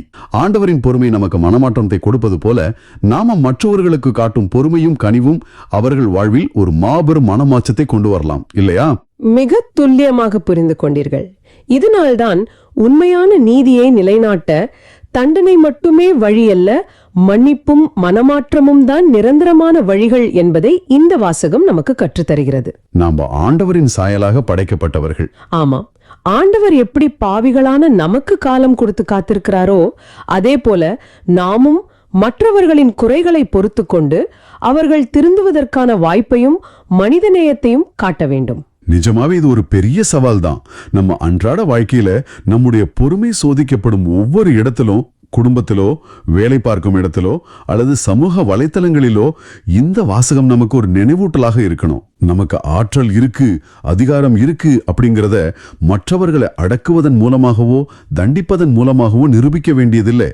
அவர்களை மன்னித்து மாற்றுவதன் மூலமாகவே நாம நிரூபிக்க முடியும். அதனால்தான் இந்த வாசகம் நமக்கு ஒரு புதிய ஆன்மீக பார்வையை கொடுக்கிறது. அதிகாரம் என்பது பிறரை அடக்கி ஆள்வதற்காக கொடுக்கப்படுவது அல்ல, அது பிறரை உயர்த்துவதற்கும் அவர்களுக்கு நல்வாழ்வு அளிப்பதற்குமான ஒரு கருவி என்பதை திருவிவிலியம் நமக்கு ஆழமாக உணர்த்துகிறது. ஆண்டவரின் நன்னம்பிக்கை அவர் நம்மை பாவிகள் என்று ஒருபோதும் தள்ளிவிடுவதில்லை. மாறாக நாம் திருந்தி வருவோம் என்று முழு நம்பிக்கையோடு காத்திருக்கிறார். அந்த நன்னம்பிக்கையை நாமும் சக மனிதர்கள் மேல் வைக்க பழக வேண்டும். இவ்வளவு நேரம் நாம பேசின விஷயங்களை எல்லாம் உள்வாங்கிட்டு இப்போ உங்களை பார்த்து ஒரு ஆழமான கேள்வியை நான் முன்வைக்க விரும்புறேன். சொல்லுங்க. அண்ட சராக்கரங்களையும் படைத்த அளவற்ற அதிகாரம் கொண்ட ஆண்டவரே, உங்களுடைய அத்தனை தவறுகளையும் பொறுத்து கொண்டு உங்களை உடனே கேன்சல் பண்ணாம நீங்கள் திருந்துவதற்காக பொறுமையோடு காத்திருக்கிறார் என்றால், மிகச்சிறிய மனிதர்களான நாம் நம்முடைய சக மனிதர்களை மன்னிக்காமல் அவர்களுக்கு ஒரு வாய்ப்பு கொடுக்காமல் உடனடியாக தண்டிக்க நினைப்பது எந்த வகையில் நியாயம்? ரொம்ப சிந்திக்க வேண்டிய கேள்வி. இன்று நீங்கள் யாருக்கு அந்த பொறுமையையும் மனிதநேயத்தையும் காட்டப் போகிறீர்கள்? ஆண்டவருக்கு எந்த பயமும் கிடையாது, எல்லாம் அவர் கட்டுப்பாட்டுல தான் இருக்கிறது. ஆமா, தீமையால அவர் ஒன்னும் பண்ண முடியாது. அதனாலதான் அவர் செருக்குற்று இருப்போரை அடக்குகிறார், ஆனால் மிகுந்த பொறுமையோடு ஆள்கிறார். அப்போ அவர் பொறுமையா இருக்கிறதுக்கு காரணம் அந்த கலைகள் ஒரு நாள் மனமாற்றம் அடைந்து கோதுமையாக மாற வேண்டும் அப்படிங்கிற அன்புதான், இல்லையா? மிகச்சரி. இதையே இன்றைய பதிலுரை பாடலான திருப்பாடல்கள் 86 ரொம்ப அழகா உறுதிப்படுத்துகிறது. ஆண்டவரே, நீர் நல்லவர், மன்னிப்பவர், உன்னை நோக்கி மன்றாடும் அனைவருக்கும் பேரன்பு காட்டுபவர் என்று அந்த பாடல் வரிகள் சொல்கின்றன. இந்த வாசகம் வெறுமனே ஒரு அமைதியான மாலை வேளையில உட்கார்ந்து எழுதின கவிதை கிடையாது. தாவீது அரசர் தன் வாழ்க்கையோட மிக கொடூரமான, ரொம்ப ஒரு நெருக்கடியான காலகட்டத்தில் எழுதின ஒரு உருக்கமான ஜபம் இது அப்படிங்கறத நம்ம முதல்ல புரிஞ்சுக்கணும். அதாவது அவர் காட்டுக்குள்ள ஓடிட்டு இருந்த அந்த நேரமா? கரெக்ட். அவர் தன் சொந்த மகனாலும் நண்பர்களாலும் துரோகம் செய்யப்பட்டு அந்த பாலைவனத்துல ஒரு பிராண பயத்தோடு ஓடிக்கிட்டு இருந்த நேரம் அது. அந்த தனிமையில அவர் வேற எங்கேயும் போகாம நேரடியாக ஆண்டவரிடமே சரணடைகிறாரு. ஓஹோ, இங்கதான் திருவிவிலியத்தின் மூலமொழியான எபிரேயத்துல ஒரு மிகச்சிறப்பான வார்த்தையை பயன்படுத்துறாரு. ஆண்டவர் அப்படிங்கிறது அடோனாய் அப்படின்னு குறிப்பிடுறாரு. அடோனாய். இந்த வார்த்தையை கேட்கும் போதே ஏதோ ஒரு ரொம்ப ஆழமான உறவு நிலை இருக்கிறது போல தோணுதே. இதை இன்னும் கொஞ்சம் விளக்கமா சொல்ல முடியுமா? கட்டாயமா. அந்த கால எபிரேய சமூகத்துல அடோனாய் அப்படிங்கிறது வெறும் ஒரு அதிகாரத்தையோ இல்ல கட்டளையிடுற ஒரு மேலதிகாரியோ மட்டும் குறிக்கிற வார்த்தை கிடையாது. அது ஒரு தலைவனுக்கும் அடியானுக்கும் உள்ள பிரிக்க முடியாத ஒரு சட்டப்பூர்வமான மற்றும் உணர்வு பூர்வமான உறவு குறிக்குது. ஓ, ஒரு பிணைப்பு மாதிரி. அக்காலத்துல ஒரு அடியான் தன்னை முழுமையா ஒரு எஜமான் கிட்ட ஒப்படைச்சிட்டா அந்த அடியானை பாதுகாக்க வேண்டியது அந்த எஜமானோட தலையாய கடமை. அந்த அடியானுக்கு ஏதாவது ஒரு ஆபத்துனா எஜமான் தன் உயிரை கொடுத்தாவது காக்க வேண்டும். இத மனசுல வச்சு பாருங்க. சரி. தாவீது, நான் உம்முடையவன், நீர் என்னை வழிநடத்துபவர், என்னை பாதுகாக்கும் முழு பொறுப்பும் உமக்கு மட்டுமே இருக்கு அப்படின்னு முழுமையா தன்னை ஒப்படைக்கிற ஒரு வார்த்தை தான் அடோனாய். தன்னிடம் எந்த பலமும் இல்ல அப்படிங்கறது உணர்ந்து ஒரு பாதுகாப்பான கேடயத்துக்குள்ள தன்னை நுழைச்சுக்கிற ஒரு உளவியல் பாதுகாப்பு அது. வாவ், ரொம்ப ஆழமான அர்த்தம். இதனாலதான் தாவீது, என் தலைவரே நீர் நல்லவர், மன்னிப்பவர் அப்படின்னு ரொம்ப உரிமையோடும் ஒரு உறுதியான நம்பிக்கையோடும் தன் ஜெபத்தை தொடங்குறாரு. ஆனா ஒரு நிமிஷம் இருங்க, இங்க எனக்கு ஒரு சின்ன குழப்பம் வருது. நேர்களுக்கும் இந்த கேள்வி கட்டாயம் எழும். அதாவது அடோனாய் அப்படின்னா எஜமான்னு சொல்றீங்க. ஆமா. பொதுவா ஒரு எஜமான் எப்படி இருப்பாரு? ஒரு வேலைக்காரன் ஏதோ ஒரு சின்ன தவறு செஞ்சுட்டா கூட கடுமையா தண்டிப்பாரு, இல்லைன்னா வேலையை விட்டு துரத்திடுவாரு. இதுதான் மனித இயல்பு இல்லையா? கரெக்டான கேள்வி. அப்படி இருக்க நாம பாவம் செஞ்சுட்டோம், ஏதோ பெரிய தவறு செஞ்சுட்டோம்னு ஒரு குற்ற உணர்ச்சியில தவிக்கும் போது ஆண்டவரே எஜமானேன்னு கூப்பிடுறது, ஐயோ நமக்கு தண்டனை கிடைக்குமே அப்படிங்கிற ஒரு பயத்தை தானே கொடுக்கணும். ஆனா இந்த வாசகம் உம்மை நோக்கி மன்றாடும் அனைவருக்கும் பேரன்பு காட்டுபவர் அப்படின்னு சொல்லுதே. இந்த முரண்பாட்டை நம்ம எப்படி புரிஞ்சுக்கிறது? பாத்தீங்கன்னா இது ரொம்ப ரொம்ப ஒரு ஆழமான கேள்வி. நாம எப்பவுமே மனிதர்களோட அளவுகோலையும் இந்த உலகத்தோட எஜமான்களையும் வச்சுதான் ஆண்டவரை எடை போடுறோம். யாராவது நமக்கு துரோகம் செஞ்சா நாம உடனே அவங்கள தண்டிப்போம், பழி வாங்குவோம். ஆமா, அதுதான் நாம செய்யற முதல் காரியம். ஆனா ஆண்டவரோட அளவுகோல் முற்றிலும் வேற. அவர் ஒரு சாதாரண எஜமான் கிடையாது. ஆண்டவரின் பேரன்பு அப்படிங்கறத ஹிபிரேய மொழியில ஹெசெட் அப்படின்னு சொல்லுவாங்க. ஹெசெட்? ஆமா. இந்த ஹெசெட் அப்படிங்கிற வார்த்தைக்கு இணையான வார்த்தை வேற எந்த மொழியிலுமே இல்லைன்னு சொல்லலாம். இதோட உண்மையான அர்த்தம் உடன்படிக்கையின் மாறாத அன்பு. இது ஒரு நிபந்தனையற்ற அன்பு. ஓ, அதாவது இந்த கான்ட்ராக்ட் மாதிரி, ஒரு ஒப்பந்தம் மாதிரி இல்லையா? முற்று முழுதாக இல்ல. ஒரு ஒப்பந்தம் அப்படிங்கிறது நீ எனக்கு இதை செஞ்சா நான் உனக்கு அதை செய்வேன் அப்படிங்கிறது. ஒருத்தர் தவறு செஞ்சா அந்த ஒப்பந்தம் உடனே முறிஞ்சிடும். ஆனா உடன்படிக்கை, அதாவது கவனன்ட் அப்படிங்கிறது, நீ எப்படி இருந்தாலும், நீ என்னை விட்டு விலகி போனாலும் நான் உன்னை நேசிப்பேன் அப்படிங்கிறது. ஆஹா, எவ்வளவு பெரிய வித்தியாசம். நீ நல்லவனா இருந்தா உன்னை நேசிப்பேன், பாவம் செஞ்சா உன்னை வெறுப்பேன் அப்படின்னு ஆண்டவர் ஒருபோதும் சொல்றதே இல்லை. நாம தவறு செஞ்சாலும், அவரை விட்டு ரொம்ப தூரம் விலகி போனாலும் அவருடைய அந்த ஹெசெட் என்னும் அன்பு மாறவே மாறாது. நாம் அவரை நோக்கி மன்றாடும் போது அவர் நம்ம தவறுகளை பார்த்து தண்டிப்பதில்லை, மாறாக தன் உடன்படிக்கையை நினைச்சு நம்மள அரவணைக்கிறாரு. அந்த மாறாத அன்புதான் ஒரு மனிதனை குற்ற உணர்ச்சியிலிருந்து மீட்டு திருந்தி வாழ செய்யுது. அதனாலதான் 6வது வசனத்துல தாவீது, ஆண்டவரே என் வேண்டுதலுக்கு செவிகொடும், உம் உதவியை நாடும், என் குரலை கேட்டருளும் அப்படின்னு அத்தனை தைரியமா கேட்க முடியுது. அப்பப்பா, அந்த ஹெசெட்ங்கிற ஒரு வார்த்தைக்கு பின்னால எவ்வளவு பெரிய விடுதலையும் ஒரு பெரிய உளவியல் நிம்மதியும் இருக்கு பாருங்க. சரி, தாவீதோட தனிப்பட்ட வாழ்க்கைக்கு இந்த நிபந்தனையற்ற பேரன்பு மிகப்பெரிய ஆறுதலா இருந்திருக்கும். ஆனா இது ஒரு மாபெரும் வரலாற்று சிந்தனையை நோக்கி நம்மளை கொண்டு போகுது. ஆமா, அதுதான் அடுத்த கட்டம். இந்த வாசகத்தின் அடுத்த பகுதியான திருப்பாடல்கள் 86 9 மற்றும் 10வது வசனங்களை கொஞ்சம் கவனிச்சு பாருங்க. தனிப்பட்ட ஒரு மனிதனோட அழுகுரலுக்கு செவிசாய்க்கும் அதே ஆண்டவர் ஒட்டுமொத்த பிரபஞ்சத்தின் படைப்பாளர் அப்படிங்கிற ஒரு பிரம்மாண்டமான பார்வைக்கு இந்த உரையாடல் நகருது. தாவீதுக்கு கிடைச்ச அதே ஆண்டவர் நமக்கும் எப்படி சொந்தமாகிறார் அப்படிங்கிறது இங்கதான் தெளிவாகுது. அதுதான் இந்த திருப்பாடலோட உச்சக்கட்ட அழகு. 9வது வசனத்துல தாவீது சொல்றாரு, என் தலைவரே, நீர் படைத்த மக்களினத்தார் அனைவரும் திருமுன் உம்மை பணிவார், உமது பெயருக்கு மாட்சி அளிப்பார். இந்த வரிகளோட ஆழம் நம்ம நினைப்பதை விட மிகப்பெரியது. எதனால அப்படி சொல்றீங்க? ஏன்னா அந்த பழங்காலத்துல ஒவ்வொரு சமுதாயத்துக்கும் ஒவ்வொரு நிலப்பரப்புக்கும் ஒரு தனித்தனி உள்ளூர் தெய்வம் இருக்கிறதா தான் மக்கள் நம்பினாங்க. போர்ல ஒரு நாடு ஜெயிச்சா அந்த நாளோட தெய்வம் வலிமையானதுனோ, தோற்ற நாளோட தெய்வம் பலவீனமானதுனோ பிரிச்சு பார்த்தாங்க. ஓ, இது எங்க தெய்வம், அது உங்க தெய்வம் நினைச்சுக்கிட்டாங்க. கரெக்ட், அப்படி குறுக்கிக்கிட்டாங்க. ஆனா தாவீது இங்க ஒரு மிகப்பெரிய ஆன்மீக புரட்சியே செய்யறாரு. ஆண்டவர் ஒரு குறிப்பிட்ட குலம் அல்லது சமூகத்திற்கு மட்டுமானவர் அல்ல, மாறாக அகில உலகத்துல உள்ள அனைத்து மக்களினத்திற்கும் அவர் ஆண்டவர் அப்படிங்கறத ஆணித்தரமா பிரகடனம் செய்யறாரு. இது அந்த கால மக்களோட சிந்தனையில ஒரு மிகப்பெரிய அதிர்வலையை, ஒரு பெரிய மாற்றத்தை ஏற்படுத்தி இருக்குமே. கண்டிப்பா 10வது வசனத்துல அதோட முத்தாய்ப்பாக, ஏனெனில் நீர் மாட்சி மிக்கவர், எத்தகு செயல்கள் புரிபவர், நீர் ஒருவரே கடவுள் அப்படின்னு முடிக்கிறாரு. அக்காலத்துல பல தெய்வங்களை, சூரியனை, சந்திரனை, விலங்குகளை எல்லாம் வழிபட்ட சமூகங்களுக்கு மத்தியில வாழ்ந்த ஒரு மனிதன் இஸ்ரேல் மக்களின் அசைக்க முடியாத நம்பிக்கையை எப்படி ஆழமா வெளிப்படுத்துறான் அப்படிங்கறத நம்ம கவனிக்கணும். நீர் ஒருவரே கடவுள் அப்படிங்கிற இந்த முழக்கம் தங்களை சுற்றிலும் இருந்த போலி தெய்வ வழிபாடுகளுக்கு எதிரான ஒரு மிகப்பெரிய ஆன்மீக பிரகடனம். இது வெறுமனே ஒரு மதம் சார்ந்த கூற்று கிடையாது, மனிதகுலம் முழுவதையும் ஒன்றிணைக்கும் ஒரு மாபெரும் உண்மை. இத இன்றைய நேயர்களோட மனத்திரையில ஒரு காட்சியா கொண்டு வர நான் ஒரு ஒப்புமையை பயன்படுத்த நினைக்கிறேன். சொல்லுங்க. உலக புகழ் பெற்ற ஓவியர் லியோனார்டோ டாவின்சி வரைஞ்ச மோனாலிசா ஓவியத்தை கொஞ்சம் கற்பனை செஞ்சு பாருங்க.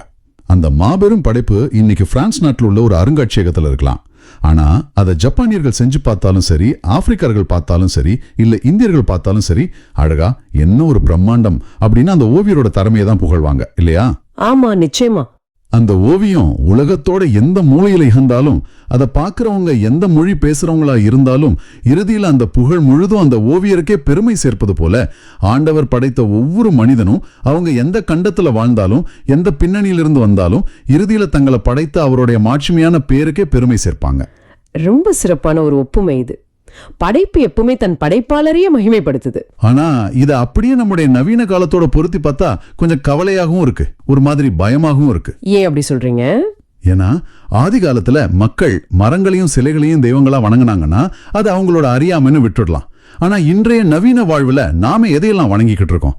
பணம், பதவி, அதிகாரம், அப்புறம் இந்த சமூக வலைத்தளங்கள்ல கிடைக்கிற புகழ், இப்படி பல போலி தெய்வங்களை நாமளும் நம்பி ஓடிக்கிட்டு இருக்கோம். உண்மைதான், இது ரொம்ப கசப்பான உண்மை.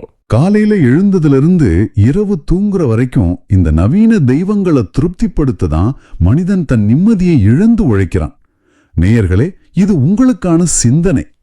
இந்த வேகமான ஓட்டத்துல நாம எப்பவாவது ஒரு நிமிஷம் நின்னு, ஆண்டவரே நீர் ஒருவரே கடவுள் அப்படிங்கிற உண்மையை உணர்ந்திருக்கோமா? உண்மையான ஆண்டவருக்கு நாம எவ்வாறு மாட்சிமை அளிக்கலான்னு நாம ஒவ்வொருவரும் ஆழமா சிந்திக்க வேண்டிய ஒரு கட்டாயத்துல இருக்கோம். ரொம்ப சரியா சொன்னீங்க. அந்த போலி தெய்வங்கள் நம்மிடம் உழைப்பையும் நிம்மதியையும் உறிஞ்சுமே தவிர ஒருபோதும் நமக்கு நிரந்தர அமைதியை தரப்போவதில்லை அப்படிங்கறத நாம முதல்ல உணரணும். இப்போ ஆண்டவரோட இந்த பிரம்மாண்டமான உலகளாவிய மாட்சிமையிலிருந்து மீண்டும் மனிதனோட அன்றாட பலவீனங்களை நோக்கி சாயும் அவருடைய தாய்மையான இரக்கத்துக்கு வருவோம். வசனம் 15-16. ஆமா, உலகையே ஆளும் அந்த மாபெரும் ஆண்டவர் எப்படி என் கண்ணீரை துடைக்கிறார் அப்படிங்கறத 15 மற்றும் 16வது வசனங்கள் நமக்கு ரொம்ப தெளிவுபடுத்துது. என் தலைவரே, நீரோ இரக்கமிகு இறைவன், அருள் மிகுந்தவர், விரைவில் சினமுறாதவர், பேரன்பும் உண்மையும் பெரிதும் கொண்டவர். திருவிவிலியர்ல ஆண்டவரோட குணாதிசயங்களை மிக தெளிவாக காட்டும் இதய பகுதி அப்படின்னு இந்த வசனங்களை நாம உறுதியா சொல்லலாம். இந்த வார்த்தைகள் மனதுக்கு எவ்வளவு பெரிய ஒத்தடமா இருக்கு பாருங்க. இரக்கமிகு இறைவன், அருள் மிகுந்தவர், விரைவில் சினமுறாதவர். ஒவ்வொரு வார்த்தையும் அத்தனை ஆழமான அர்த்தத்தை கொண்டிருக்கு. ஆமா, இது ஆண்டவருடைய முழுமையான இயல்பை அப்படியே படம் பிடிச்சு காட்டுது. மனிதர்களாகிய நாம பலவீனம் அடைஞ்சு கீழே விழும்போது அவர் நம்மள மிதிப்பதில்லை, மாறாக இரக்கத்தோடு தூக்கி விடுறாரு. இறுதியாக 16வது வசனத்துல தாவீது, என்னை கண்ணோக்கி என் மீது இறங்கும், உம் அடியானுக்கு உம் ஆற்றலை தாரும், உம் அடியாளின் மகனை காப்பாற்றும் அப்படின்னு முற்றிலும் சரணடையும் மனப்பான்மையை காட்டுறாரு. இதுல அடியாள் அப்படிங்கிறது, இங்க அடியாள் அல்லது அடியான் அப்படிங்கிறது வெறும் கூலிக்கு வேலை செய்யற ஒரு வேலைக்காரனை குறிக்கல.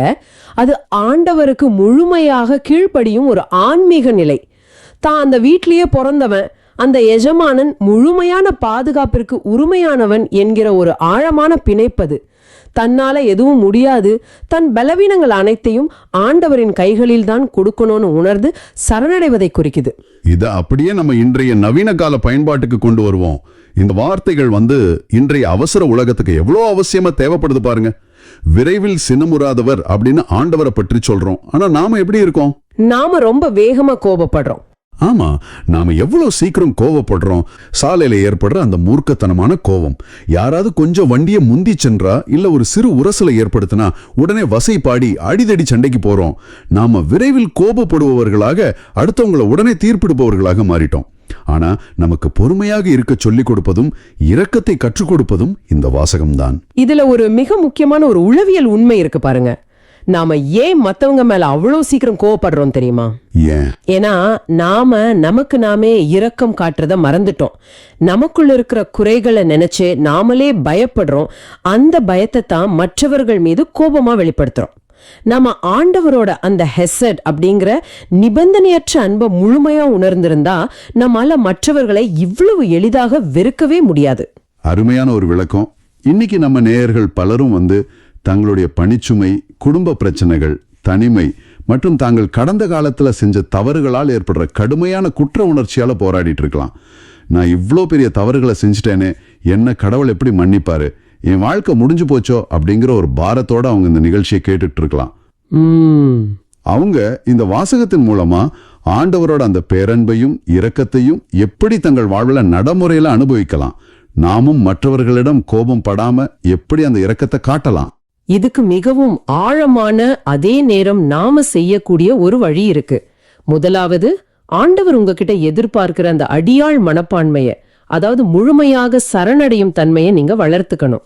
ஆண்டவரே, என் சுமைகள் பெரிதா இருக்கு, என் குறைகளை, என் பாவங்களை நான் முழுமையாக அறிவேன், ஆனா அதை விட உமது இரக்கம் மிக பெரியது அப்படின்னு உங்க பாரங்களை அவரிடம் ஒப்பு கொடுக்கணும். ஆமென். அவர் பேரன்பும் உண்மையும் பெரிதும் கொண்டவர் அப்படிங்கறத சற்றும் சந்தேகம் இல்லாம முழுமையா நம்பணும். இரண்டாவது, ஆண்டவர் எப்படி நம்மோட மிகப்பெரிய தவறுகளை பொறுத்துக்கிட்டு விரைவில் சினமுறாம இருக்கிறாரோ, நாமோ நம்முடன் வாழ்பவர்களின் சிறு சிறு தவறுகளை பொறுத்து கொள்ள பழகணும். மன்னிப்பை இலவசமாக பெற்றுக்கொண்ட நாம மற்றவர்களுக்கு அந்த மன்னிப்பை வழங்கவும் கடமைப்பட்டிருக்கோம் அப்படிங்கறத ஒருபோதும் மறக்கக்கூடாது.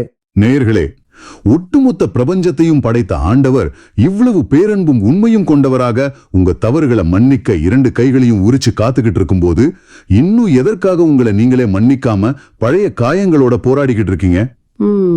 ஆண்டவரே உங்களை மன்னித்த பிறகு உங்களை நீங்களே தண்டிச்சிக்க நீங்க யார்? உங்க கடந்த கால சிலுவைகளை, அந்த காயங்களை இரக்கமிகு இறைவனின் கைகளில் இன்று முழுமையா ஒப்பு கொடுக்க நீங்க தயாரா? கொஞ்சம் அமைதியா சிந்திச்சு பாருங்க. ஆண்டவரின் நீதி அப்படிங்கிறது வெறும் சட்டத்தின் அடிப்படையிலானதே அல்ல. கண்டிப்பா இல்ல. அது மனிதநேயம் மற்றும் கனிவுடன் இணைந்தது. அவர் கையில தடியோடு காத்துக்கிட்டு இருக்கிற ஒரு போலீஸ்காரர் கிடையாது. தடம் மாறி போன தன் பிள்ளை திரும்பி வரமாட்டானா என்று வாசலில் காத்து கொண்டிருக்கிற ஒரு அன்பான தந்தை. கேட்க ரொம்ப நல்லா இருக்கு. இது தியரியா ரொம்ப சூப்பர். ஆனா பிராக்டிக்கலா யோசிச்சு பாருங்களேன். ஆண்டவர் நம்ம கிட்ட இவ்வளோ பொறுமையாகவும் இரக்கமாகவும் இருக்கார், சரி. ஆனா நம்ம அன்றாட வாழ்வுல நம்மளை சுத்தி இருக்கிறவங்க கிட்ட நாம எப்படி இதை கடைபிடிக்கிறது? அது கொஞ்சம் கஷ்டம்தான். எனக்கு துரோகம் பண்ணவங்களை, என்ன காயப்படுத்தினவங்களை நான் எப்படி பொறுத்துக்கிறது? பல நேரங்கள்ல எனக்கு அவங்கள நினைச்சு பயங்கர கோபம்தான் வருது. அந்த நேரத்துல எப்படி ஜெபிப்பதுன்னு கூட எனக்கு தெரியறது இல்ல.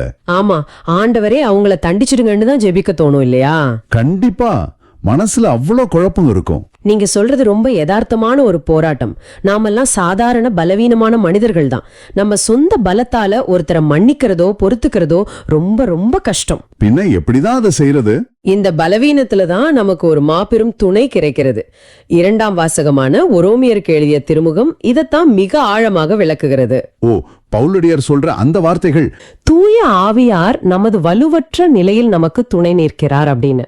ஆமா, பவுல் ரொம்ப தெளிவாக பதிவு செஞ்சிருக்காரு. என்னோட கேள்வி என்னன்னா, ஒரு நெருங்கிய நண்பர் ரொம்ப பெரிய துக்கத்துல இருக்கும்போது அவருக்கு போய் எப்படி ஆறுதல் சொல்றதுன்னு தெரியாம நாம தடுமாறுவோம். அது ரொம்ப இயல்பு. ஆனா சர்வ வல்லமையுள்ள ஆண்டவர்கிட்ட நம்மளோட சொந்த வலிய சொல்றது கூட நாம ஏன் வார்த்தைகளுக்காக தடுமாறணும்? இது ஒரு நியாயமான கேள்விதான். இந்த வளமற்ற நிலை அப்படின்னு பவுல் சொல்றது வெறும் வார்த்தைகள் கிடைக்காத நிலைய மட்டும் தானா? ஏன்னா அறியல கூட சொல்வாங்க, ரொம்ப ஆழமான வலியையோ அதிர்ச்சியையோ சந்திக்கும் போது மூளையில இருக்கிற மொழித்திறன் பகுதி, அந்த புரோகாஸ் ஏரியா அப்படிங்கிற பகுதி முடங்கிடும்னு. இது அதத்தான் குறிக்குதா? அது ஒரு மிகச்சிறந்த கேள்வி. பவுல் அடிகளார் இந்த வலுவற்ற நிலை அப்படிங்கிற வார்த்தைய ஏதோ ஒரு சாதாரண நாள்ல ஒரு லேசான தலைவலி வந்தப்போ பயன்படுத்தல. ஆமா, இந்த வாசகம் எழுதப்பட்ட காலகட்டத்தை நம்ம கொஞ்சம் பின்னோக்கி பார்க்கணும். கிபி 50களின் இறுதி அல்லது 60களின் தொடக்கம். உரோமை பேரரசுல ஆரம்ப கால கிறிஸ்தவர்கள் வாழ்ந்துகிட்டு இருக்காங்க. ரொம்ப ஒரு பயங்கரமான காலகட்டம் அது. நிச்சயமா. நீங்க அந்த சூழலை ஒரு நிமிஷம் கற்பனை செஞ்சு பாருங்க. உங்களை எப்ப வேணாலும் கைது செய்யலாம், சித்திரவதை செய்யலாம், அல்லது கொடூரமா கொல்லப்படலாம் அப்படிங்கிற ஒரு மரண பயம் அவங்கள சுத்தி எப்பவுமே இருந்துச்சு. நினைச்சு பார்த்தாலே பயமா இருக்கு. அப்படிப்பட்ட ஒரு நெருக்கடியான நிலையில அவங்க எப்படி முட்டி போட்டு அமைதியா ஜெபிச்சிருக்க முடியும்? ஆண்டவரே, இந்த துன்பத்திலிருந்து என்ன காப்பாத்துங்கன்னு ஜெபிக்கிறதா, அல்லது எனக்கு இதை தாங்கிக்கிற பலத்தை கொடுங்கன்னு கேக்குறதா? இல்லன்னா என்ன துன்புறுத்துறவங்கள மன்னிங்கன்னு சொல்றதா? ஒரு பெரிய குழப்பம் இருந்திருக்கும். ஆமா, அவங்களுக்கே ஒரு தெளிவு இல்ல.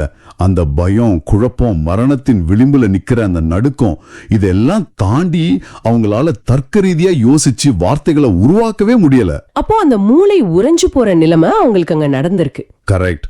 அந்த ஒரு ஒட்டுமொத்தமான முடக்கத்தை தான் பவுல் வலுவற்ற நிலைன்னு சொல்றாரு. ஓ, அப்போ அது ஏதோ ஞாயிற்றுக்கிழமை ஜெபத்துல நமக்கு வர்ற கவனச்சிதறல் பற்றியது கிடையாது. ஒரு மனிதனோட இருப்பே ஆட்டம் காண்றப்போ மூளை உறைஞ்சு போய் நிக்கிற அந்த இருண்ட பள்ளத்தாக்க பற்றி அவர் பேசுறாரு. துல்லியமா அதுதான். இப்போ இந்த வசனத்துல வர்ற துணை நிற்கிறார் அப்படிங்கிற வார்த்தைய நம்ம கொஞ்சம் மூல மொழியான கிரேக்க மொழியோட பின்னணியில பார்க்கணும். மூல மொழியில இதுக்கு என்ன வார்த்தை பயன்படுத்தி இருக்காங்க? ஏன்னா பல நேரங்கள்ல மொழிபெயர்ப்புல அந்த உண்மையான ஆழம் நமக்கு கிடைக்காம போயிடும். கிரேக்கத்துல இதுக்கு சுனண்டி லாம்பானடை அப்படின்னு ஒரு ரொம்ப சிக்கலான ஆனா ரொம்ப அழகான வார்த்தையை பயன்படுத்தியிருக்காங்க. சுனண்டி லாம்பானடை, இதுக்கு என்ன அர்த்தம்? இதுக்கு என்ன அர்த்தம் தெரியுமா? துணை நிற்கிறார்னா ஏதோ தூரத்துல பாதுகாப்பான இடத்துல நின்னுகிட்டு, சரி நீ கஷ்டப்படு, நான் உனக்கு கைத்தட்டி உற்சாகப்படுத்துறேன் அப்படின்னு வேடிக்கை பார்ப்பது கிடையாது. அது வெறும் அனுதாபம். ஆமா, ஆனா இந்த வார்த்தையோட உண்மையான அர்த்தம் என்னன்னா, நீங்க ஒரு ரொம்ப பெரிய கனமான மரப்பெட்டியை தூக்க முடியாம அதோட பாரத்தால நசுங்கி கஷ்டப்பட்டு இருக்கீங்கன்னு வைங்க. அப்போ உங்களை ஆழமா நேசிக்கிற ஒருத்தர் ஓடி அந்த பெட்டியோட இன்னொரு முனையை தான் தோல்ல தாங்கி பிடிச்சு உங்க சுமையை தான் சுமையா பகிர்ந்துகிறார். பாத்தீங்களா? கூட சேர்ந்து தூக்குறது. எக்ஸாக்ட்லி. அதுதான் சுனண்டிலம்பானடை. நமது பலவீனத்தை, அதாவது நமக்கு ஜெபிக்க தெரியாத அந்த ஏழாமைய ஆண்டவர் ஒரு குற்றமா நினைச்சு தண்டிக்கிறது இல்ல, மாறாக அது தூய ஆவியார் மூலமாக அரவணைக்கிறார். இது கேட்கும் போது மனசுக்கு ரொம்ப ஆறுதலா இருக்கு. ஆண்டவர் நம்ம சுமையின் ஒரு முனையை தாங்கி பிடிக்கிறார் அப்படிங்கிறது ஒரு பெரிய விஷயம். ஆமா. ஆனா எனக்கு இங்க ஒரு சின்ன முரண்பாடு தோணுது. நீங்க சொல்ற மாதிரி தூய ஆவியார் ஓடி என் சுமையை தாங்கி பிடிக்கிறார்னா, நடைமுறையில என் வாழ்க்கையில அந்த பிரச்சனைக்கான பாரம் குறையற மாதிரியே பல நேரங்கள்ல தெரியலையே. அது நிறைய பேர் கேட்கிற கேள்விதான். இன்னும் சொல்ல போனா, நான் அழுது ஜெபிக்கிறப்போ என் வலி அப்படியேதான் இருக்கு. அவர் சுமையை தூக்குறார்னா எனக்கு ஏன் அந்த ரிலீஃப் உடனே கிடைக்க மாட்டேங்குது? இது ரொம்ப யதார்த்தமான ஒரு கேள்வி. பலருடைய மனசுலயும் இருக்கிற ஆதங்கமும் இதுதான்.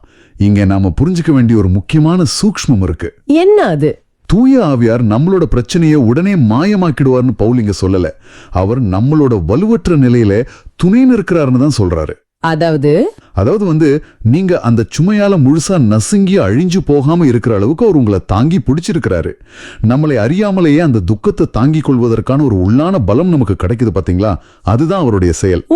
அப்போ பிரச்சனை அப்படியே இருந்தாலும் நம்மால அதை பேஸ் பண்ண முடியுது. ஆமா, பிரச்சனையோட பாரம் இருக்கலாம், ஆனா அது உங்களை வீழ்த்தாதபடி ஒரு கண்ணுக்கு தெரியாத கரம் உங்களை தாங்கி பிடிச்சிருக்கு. அப்போ பிரச்சனை மறையறது முக்கியம் இல்ல, அந்த பிரச்சனைக்கு மத்தியில நான் உடைஞ்சு போகாம நிக்கிறது தான் அவர் கொடுக்கிற துணைன்னு ரொம்ப அழகா சொல்றீங்க.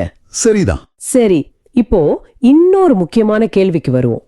இந்த 26ஆம் வசனத்தோட பிற்பகுதியில பவுல் சொல்றாரு, தூய ஆவியார் தாமே சொல்வடிவம் பெற முடியாத நம்முடைய பெருமூச்சுகளின் வாயிலாய் நமக்காக பரிந்து பேசுகிறார்னு. பெருமூச்சுகளின் மொழி. நான் உங்களை கேக்குறேன், ஆண்டவருக்கு தானே எல்லாமே முன்னாடியே தெரியுமே. உள்ளங்களை துருவியாகிறவருக்கு என் மனசுல என்ன ஊடுதுன்னு தெரியாதா? அப்புறம் ஏன் நான் முட்டி போட்டு அழுது பெருமூச்சு விட்டு ஒரு ஜெபம் பண்ணணும்? ஒரு நல்ல கேள்வி. அதுக்கு மேல தூய ஆவியார் ஏன் அதை எடுத்துட்டு போய் பிதா கிட்ட பரிந்து பேசணும்? இது என்ன ஒரு கார்ப்பரேட் கம்பெனில ஃபைல அப்ரூவலுக்கு அனுப்புற மாதிரி ஒரு ப்ராசஸா இருக்கே. நம்ம கண்ணீரே போதுமே, இது எதுக்கு இப்படி ஒரு படிநிலையா நடக்கணும்? கார்ப்பரேட் கம்பெனி அப்ரூவல்னு ரொம்ப கலகலப்பா சொன்னீங்க. ஆனா ஆண்டவரோட செயல்பாடுகள் அதை விட ரொம்ப வித்தியாசமானது. முதல்ல ஜெபம்னா என்னன்னு நாம கொஞ்சம் ஆழமா புரிஞ்சுக்கணும். சொல்லுங்க. ஆண்டவர் எல்லாம் அறிந்தவர் தான், அதுல எந்த மாற்று கருத்தும் இல்ல. ஆனா ஜெபம் அப்படிங்கிறது ஒரு ஷாப்பிங் லிஸ்ட் கிடையாது. எனக்கு இது வேணும், எனக்கு இந்த வலி இருக்கு, இதை சரி பண்ணுங்க அப்படின்னு ஒரு கோரிக்கையை வைக்கிற இடம் மட்டும் இல்ல ஜெபம். அப்போ அது என்ன? ஜெபம் என்பது ஒரு உறவு, ஒரு ரிலேஷன்ஷிப். ஒரு அப்பாவுக்கு தன் குழந்தைக்கு என்ன வேணும்னு நல்லாவே தெரியும். இருந்தாலும் அந்த குழந்தை தன்னோட மழலையில கேட்கும்போது அந்த அப்பாவுக்கு கிடைக்கிற சந்தோஷமே தனிதான். ஆமா, அந்த அன்பு அங்க வெளிப்படுது. அதுபோலதான் ஆண்டவரும் நம்மோட ஒரு உறவை விரும்புறாரு. ஓகே, உறவுக்காக நம்ம ஜெபிக்கிறோம் அப்படிங்கறத ஏத்துக்கலாம். ஆனா அந்த பெருமூச்சு அப்படிங்கிற வார்த்தையே அங்க வருது. வார்த்தைகளாலே அந்த உறவை வளர்க்கலாமே. ஏன்னா வார்த்தைகள் அப்படிங்கிறது நாம மனிதர்களா சேர்ந்து உருவாக்கின ஒரு சமூக கண்டுபிடிப்பு. நம்ம மூளைக்கு என்ன புரியுதோ, எந்த அளவுக்கு நம்மளால தர்க்க ரீதியா யோசிக்க முடியுதோ அதைத்தான் நம்மளால வார்த்தைகளா மாத்த முடியும். கரெக்ட். ஆனா மனிதனோட ஆன்மா, மனிதனோட அந்த உள்வலி அப்படிங்கிறது வார்த்தைகளுக்கு அப்பாற்பட்டது. பல நேரங்கள்ல நாம ரொம்ப அழகான இலக்கண பிழை இல்லாத வார்த்தைகளை வச்சு ஒரு அரை மணி நேரம் கூட ஜெபம் பண்ணலாம். ஆமா, ஆனா அதுல ஃபீலிங் இருக்காது. அதான், அதுக்குள்ள துளியும் உண்மை இருக்காது, வெறும் சடங்கா இருக்கும். ஆனா அந்த வார்த்தைகள் எல்லாம் வற்றி போய் நம்மால எதுவுமே பேச முடியாம நெஞ்சடைச்சு ஒரு பெரிய பெருமூச்சு விடுறோம் பாத்தீங்களா, அங்க எந்த பொய்யும் இருக்க முடியாது. ஏன்னா அது நேரா உள்ளத்துல இருந்து வருது. ஆமா, அந்த பெருமூச்சு தான் நம்ம ஆன்மாவோட உண்மையான மொழி. ஆன்மாவின் மொழி. வாவ், இது ரொம்ப ஆழமான ஒரு சிந்தனை. அப்போ வார்த்தைகள் பொய்யாகலாம், ஆனா பெருமூச்சு பொய்யாகாது. நிச்சயமா. ஒரு மனிதன் தன் சுயத்தோட எல்லையை தொடும்போதுதான் இந்த பெருமூச்சு வெளிப்படுது. ஆனா இந்த இடத்துல ஒரு சிக்கல் இருக்கு. எனக்குள்ளந்து ஒரு பெருமூச்சு வருது, சரி, அத தூய ஆவியார் ஏன் பரிந்து பேசணும்? ஏன்னா அந்த பெருமூச்சுக்குள்ள பல நேரங்கள்ல நம்ம கோபம் இருக்கலாம், விரக்தி இருக்கலாம், ஏன் ஆண்டவர் மேலே ஒரு பெரிய அதிருப்தி கூட இருக்கலாம். ஆமா, நிறைய நேரம் நம்ம கோபத்துல தான் இருப்போம். ஆரம்பத்துல நீங்க சொன்னீங்களே, மூளையோட மொழித்திறன் முடங்கி போற அந்த உளவியல் நிலைன்னு, அந்த இருளான தருணங்கள்ல நமக்குள்ள வாசம் செய்யற தூய ஆவியார் நம்மளோட அந்த பதற்றத்தை, அந்த வலிய, அந்த தவிப்ப அப்படியே ஒரு தூயமான வேண்டுதலா மாற்றி ஆண்டவரிடம் எடுத்து செல்கிறார். ஒரு டிரான்ஸ்லேட்டர் மாதிரி. கிட்டத்தட்ட. ஆமா, நம்மால சொல்ல முடியாதத அல்லது நாம தவறா சொல்ல நினைச்சத அவர் சரியான முறையில சொல்றாரு. இது கேட்கும்போது பல பேருக்கு இருக்கிற ஒரு பெரிய குற்ற உணர்ச்சி உடையோன்னு நான் நம்புறேன். ஏன்னா நிறைய நேரங்கள்ல நான் சரியா ஜெபம் பண்ணலையோ, நான் கேட்ட வார்த்தைகள் தப்போ, அதனாலதான் ஆண்டவர் என் ஜெபத்தை கேட்கலையோ அப்படின்னு நிறைய பேர் தவிப்பாங்க. அந்த மாதிரி ஒரு பயம் நிறைய பேருக்கு இருக்கு. ஆனா என் பெருமூச்சியே தூய ஆவியார் ஒரு அழகான ஜெபமா மாத்துறாருனா நான் தப்பா ஜெபிப்போன்னு பயப்படவே தேவையில்லையே. என் கண்ணீருக்குள்ள இருக்கிற அர்த்தத்தை அவர் மொழிபெயர்க்கிறார். மிக சரியா சொன்னீங்க. இதேதான் அடுத்த வசனம், அதாவது ரோமியர் 8:27 இன்னும் ஆழமா சொல்லுது. உள்ளங்களை துருவி ஆயும் கடவுள் தூய ஆவியாரின் மனநிலையை அறிவார். தூய ஆவியாரும் கடவுளுக்கு உகந்த முறையில் இறை மக்களுக்காக பரிந்து பேசுகிறார். இந்த வசனத்தை நாம வெறுமனே வரலாற்று பின்னணியில மட்டும் பார்க்க கூடாது. அப்போ எப்படி பார்க்கணும்? இன்றைய நவீன உலகத்துல 2026 வாழ்ந்துகிட்டு இருக்கிற உங்க வாழ்க்கையோடு, உங்க சவால்களோட பொருத்தி பார்க்கணும். ஆமா, இன்னைக்கு இருக்கிற வேகமான உலகத்துல நேர்களாகிய நீங்க சந்திக்கிற சவால்கள் கொஞ்ச நஞ்சம் அல்ல. காலையில எழுந்த உடனே செல்போன் எடுத்தா உலகத்துல நடக்கிற அத்தனை போர், பொருளாதார வீழ்ச்சி, நோய்கள்னு ஒரு பெரிய இன்ஃபர்மேஷன் ஓவர்லோட், அதாவது தகவல் சுமை நம்ம மூளையே தாக்குது. ஆமா, அதனால வர்ற ஸ்ட்ரெஸ் ரொம்ப அதிகம். இது ஒரு பக்கம்னா இன்னொரு பக்கம் எதிர்காலத்தை பற்றிய பயம், அதனால வர்ற மன அழுத்தம். இன்னைக்கு பல இளைஞர்கள் தவிக்கிற ஒரு பெரிய குழப்பம் என்னன்னா, ஆண்டவரே எனக்கு இந்த வேலை கிடைச்சா நல்லா இருக்குமா வேணாமா, நான் எடுக்க போற இந்த படிப்பு அல்லது இந்த உறவு என் வாழ்க்கைக்கு சரியா தவறா அப்படின்னு ஒரு தெளிவே இல்லாம நிக்கிறோம். உண்மைதான். சில நேரத்துல பிடிவாதமா எனக்கு இதுதான் வேணும்னு நம்ம ஜெபிக்கிறோம். நமக்கு நிஜமாவே எது நல்லதுன்னே நமக்கு தெரிய மாட்டேங்குது. இப்போ இத ஒரு உதாரணத்தோட பார்ப்போம். ஒருத்தர் தனக்கு குறிப்பிட்ட வேலை கிடைக்கணும்னு ரொம்ப தீவிரமா நோன்புலாம் இருந்து ஜெபிக்கிறாருன்னு வச்சுக்குவோம். சரி. அவர் பார்வையில அந்த வேலை கிடைச்சா அவர் வாழ்க்கை செட்டில் ஆயிடும். ஆனா ஆண்டவருக்கு தெரியும், அந்த வேலை கிடைச்சா அங்க இருக்கிற பணிச்சுமையாலேயோ அல்லது தவறான மனிதர்களாலேயோ அவரோட வாழ்க்கையே ஒரு நிம்மதியா அழிஞ்சிரும்னு. ஓ ஆமா. இப்போ அவர் ஒரு தவறான காரியத்துக்காக, தனக்கு கேடு விளைவிக்கக்கூடிய ஒரு காரியத்துக்காக ஜெபிக்கிறார். இங்குதான் தூய ஆவியார் ஒரு மிகச்சிறந்த எடிட்டர் மாதிரி வேலை செய்யறார். எடிட்டரா? அதாவது நம்ம ஜெபத்தை திருத்துறாரா? இது ரொம்ப சுவாரஸ்யமா இருக்கே. எப்படி திருத்துறார்? அவர் என்ன பண்றாருன்னா, நம்மளோட அந்த ஜெபத்தை, அந்த ஆசையை அப்படியே எடுத்துட்டு போய் கடவுளுக்கு உகந்த முறையில அதை மாற்றி அமைத்து ஆண்டவரிடம் சமர்ப்பிக்கிறார். Wow, super. அதாவது ஆண்டவரே, இவன் தன்னோட அறியாமையில இந்த குறிப்பிட்ட வேலையை கேட்கிறான், ஆனா அவனுக்கு உண்மையிலே தேவையானது அமைதியும் பாதுகாப்பான ஒரு எதிர்காலமும் தான். அவனோட இதயத்தோட உண்மையான தவிப்பு அதுதான். அதனால அவனுக்கு அதை கொடுங்க அப்படின்னு ஆவியார் நமக்காக நம்ம ஜெபத்தை எடிட் பண்ணி திருத்தி ஆண்டவர்கிட்ட சொல்றார். வாவ், இது எவ்வளவு ஒரு விடுதலையை கொடுக்கிற சிந்தனை. நம்ம ஜெபத்தை தூய ஆவியார் எடிட் பண்றார் அப்படிங்கிறது. அப்போ நம்ம தவறாகவே ஒரு விஷயத்தை கேட்டாலும் தூய ஆவியார் அதை சரி பண்ணிடுவார் அப்படிங்கிற மாபெரும் நம்பிக்கை நமக்கு கிடைக்குது. நிச்சயமா. அதனாலதான் கடவுள் நம் வார்த்தைகளை அல்ல, நம் உள்ளங்களை துருவி ஆய்கிறார் அப்படிங்கிறது மிகப்பெரிய ஆறுதல். நீங்க கவனிச்சீங்களா? அவர் நம் வார்த்தைகளோட இலக்கணத்தையோ நம்ம எவ்வளவு நீளமா ஜெபிக்கிறோம் அப்படிங்கறதையோ பாக்குறதில்ல, நம்ம இதயத்தோட துடிப்பை பாக்குறார். சரிதான். உள்ளங்களை துருவியாயும் கடவுள்னு பவுல் சொல்லும்போது நம்ம இதயத்துல ரொம்ப ஆழமா பதிஞ்சு கிடக்கிற, பல நேரங்கள்ல நமக்கே வெளிப்படையா தெரியாத நம்மளோட உண்மையான தேவையை அவர் புரிஞ்சுக்கிறார். இதுதான் கிறிஸ்தவ ஆன்மீகத்தோட உச்சக்கட்ட அழகு. ஜெபிக்கிறப்ப நீங்க தனியா இல்ல. நீங்க உங்க அறையில தனியா முட்டி போட்டிருந்தாலும் நீங்க தனிமையில இல்ல. ஆமா, உங்க கூட சேர்ந்து ஜெபிக்க, உங்க வார்த்தை வறட்சியில உங்க சுமையை தாங்க ஒரு மாபெரும் வல்லமை உங்களுக்குள் வாசம் செய்யுது. இன்னைக்கு இந்த உலகத்துல நிறைய பேர் மனச்சோர்வுல போறதுக்கு காரணமே என்ன தெரியுமா? என்ன காரணம்? நான் படுற கஷ்டத்தை முழுசா புரிஞ்சுக்க இந்த உலகத்துல யாருமே இல்லையே, என் வேதனையை விளக்கி சொல்ல என்கிட்ட வார்த்தையே இல்லையே அப்படிங்கிற அந்த ஆழமான தனிமை உணர்வு தான். ரொம்ப உண்மை. ஆனா இந்த ரோமியர் வாசகம் ரொம்ப தெளிவா ஆணித்தரமா சொல்லுது. உன்னை விட முழுசா புரிஞ்சுக்கிட்ட தூய ஆவியார் உனக்குள்ளேயே இருந்து உனக்காக இடைவிடாம பேசிட்டு இருக்காருன்னு. இதை விட ஒரு பெரிய ஆன்மீக ரகசியம் இருக்க முடியாது. இதுவரைக்கும் நாம இந்த நிகழ்ச்சியில பேசினது எல்லாம் சுருக்கி பார்த்தோம்னா, ஜெபம் அப்படிங்கிறது நாம கடவுளை நோக்கி வீசுற வார்த்தைகள் அல்ல, அது தூய ஆவியார் நமக்குள் இருந்து கடவுளோடு நடத்துகின்ற ஒரு ஆழமான உரையாடல். கண்டிப்பா. சரி நேயர்களே, இதுல இருந்து நாம இன்னைக்கு ஒரு ரொம்ப ஆழமான, அதே சமயம் ஒரு புது விதமான சிந்தனைய உங்களோட தனிப்பட்ட தியானத்துக்கு எடுத்துட்டு போகலாம். இதுவரை நாம எப்பவுமே ஆண்டவரிடம் ஜெபிப்பதை பற்றி மட்டுமே யோசித்திருப்போம். ஆமா, நான் எப்படி ஜெபிக்கணும்னு தான் நினைப்போம். நான் எப்படி ஜெபிக்கணும், என்ன வார்த்தை சொல்லணும், எவ்வளவு நேரம் ஜெபிக்கணும் அப்படின்னு. ஆனால் சற்றே அமைதியாக சிந்தித்து பாருங்கள். சாட்சாத் இறைவனே, அதாவது தூய ஆவியார் உங்களுக்காக உங்களுக்குள்ளேயே இருந்து ஜெபித்துக் கொண்டிருக்கிறார். அது ஒரு பெரிய பாக்கியம். உங்களுக்காக கடவுளே ஜெபிக்கிறார் என்பதை நீங்க முழுமையா உணரும் போது உங்க வாழ்க்கையோட எந்த ஒரு பிரச்சனையும், அது எவ்வளவு பெரிய மலை போன்ற பிரச்சனையா இருந்தாலும் அவ்வளவு பெரியதாக தெரியாது இல்லையா? நிச்சயமா தெரியாது. உங்களை ஆட்டி படைக்கிற மன அழுத்தமோ, எதிர்காலத்தை பற்றிய பயமோ, குழப்பமோ எதுவுமே நீ உங்களை ஒன்னும் செய்ய முடியாது. ஏன்னா உங்களுக்கான பரிந்துரை பரலோகத்துல நடந்துகிட்டு இருக்கு. 100க்கு 100 உண்மை. நம்ம மனித புரிதலின் எல்லைகள் முடிவடையும் போது, நம்ம ஜெபங்கள்ல வார்த்தைகள் முற்று பெறும் போது, தூய ஆவியாரின் மாபெரும் செயல் அங்கே தொடங்குகிறது அப்படிங்கிறத நாம ஆழமா விசுவாசிக்கணும். அவர் நம்ம பெருமூச்சுகளை திருவிவிலியத்தின் வாசனையோடு ஆண்டவரிடம் சேர்க்கிறார். இந்த தூய ஆவியாரின் துணையோடு தான் நாம் மற்றவர்கள் மீதான பொறுமையையும் இரக்கத்தையும் கடைபிடிக்க முடியும். நம்மள் தூய ஆவியார் செயல்படும் போது ஆண்டவரின் அந்த பொறுமையும் இரக்கமும் நமக்குள்ளும் இயற்கையாகவே ஊற்றெடுக்க ஆரம்பிக்கும். இதெல்லாம் ஒட்டுமொத்தமா தொடுத்து பார்க்கும்போது இன்றைய உலகத்தோட நிலைமை தான் என் கண் முன்னாடி வருது. இப்ப பாத்தீங்கன்னா, நாம மற்றவர்களை உடனடியாக கலைகள் என்று முத்திரை குத்தி அவர்களை நம்ம வாழ்க்கையிலிருந்தும் சமுதாயத்திலிருந்தும் பிடுங்கி எறிய நினைக்கிறோம். நம்ம கையில ஒரு சின்ன அதிகாரம் கிடைச்சாலும் உடனே அதை வச்சு மற்றவங்களை அழிக்க தான் நினைக்கிறோம்.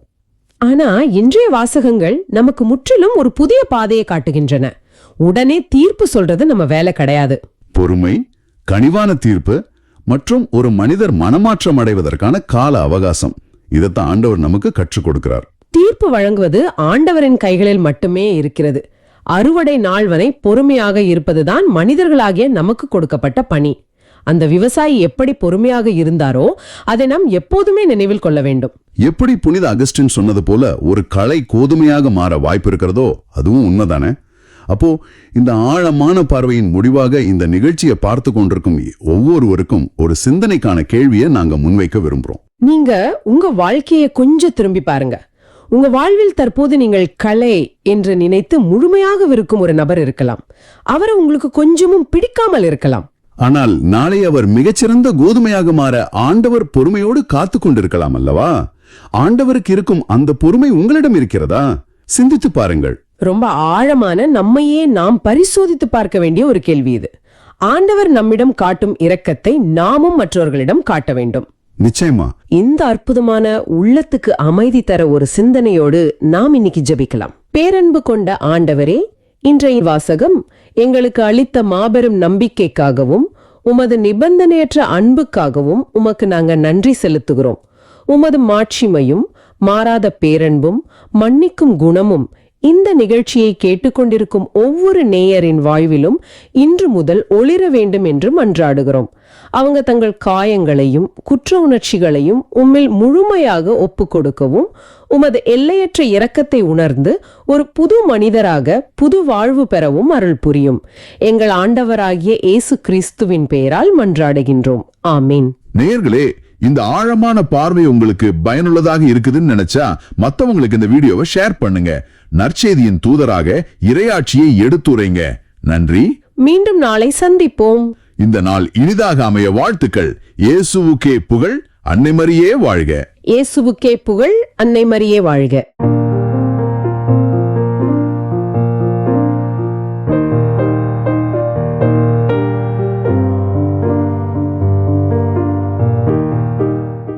நீங்கள் காண்பவற்றை காணும் வாய்ப்பை பெற்றோர் பேறு பெற்றோர்.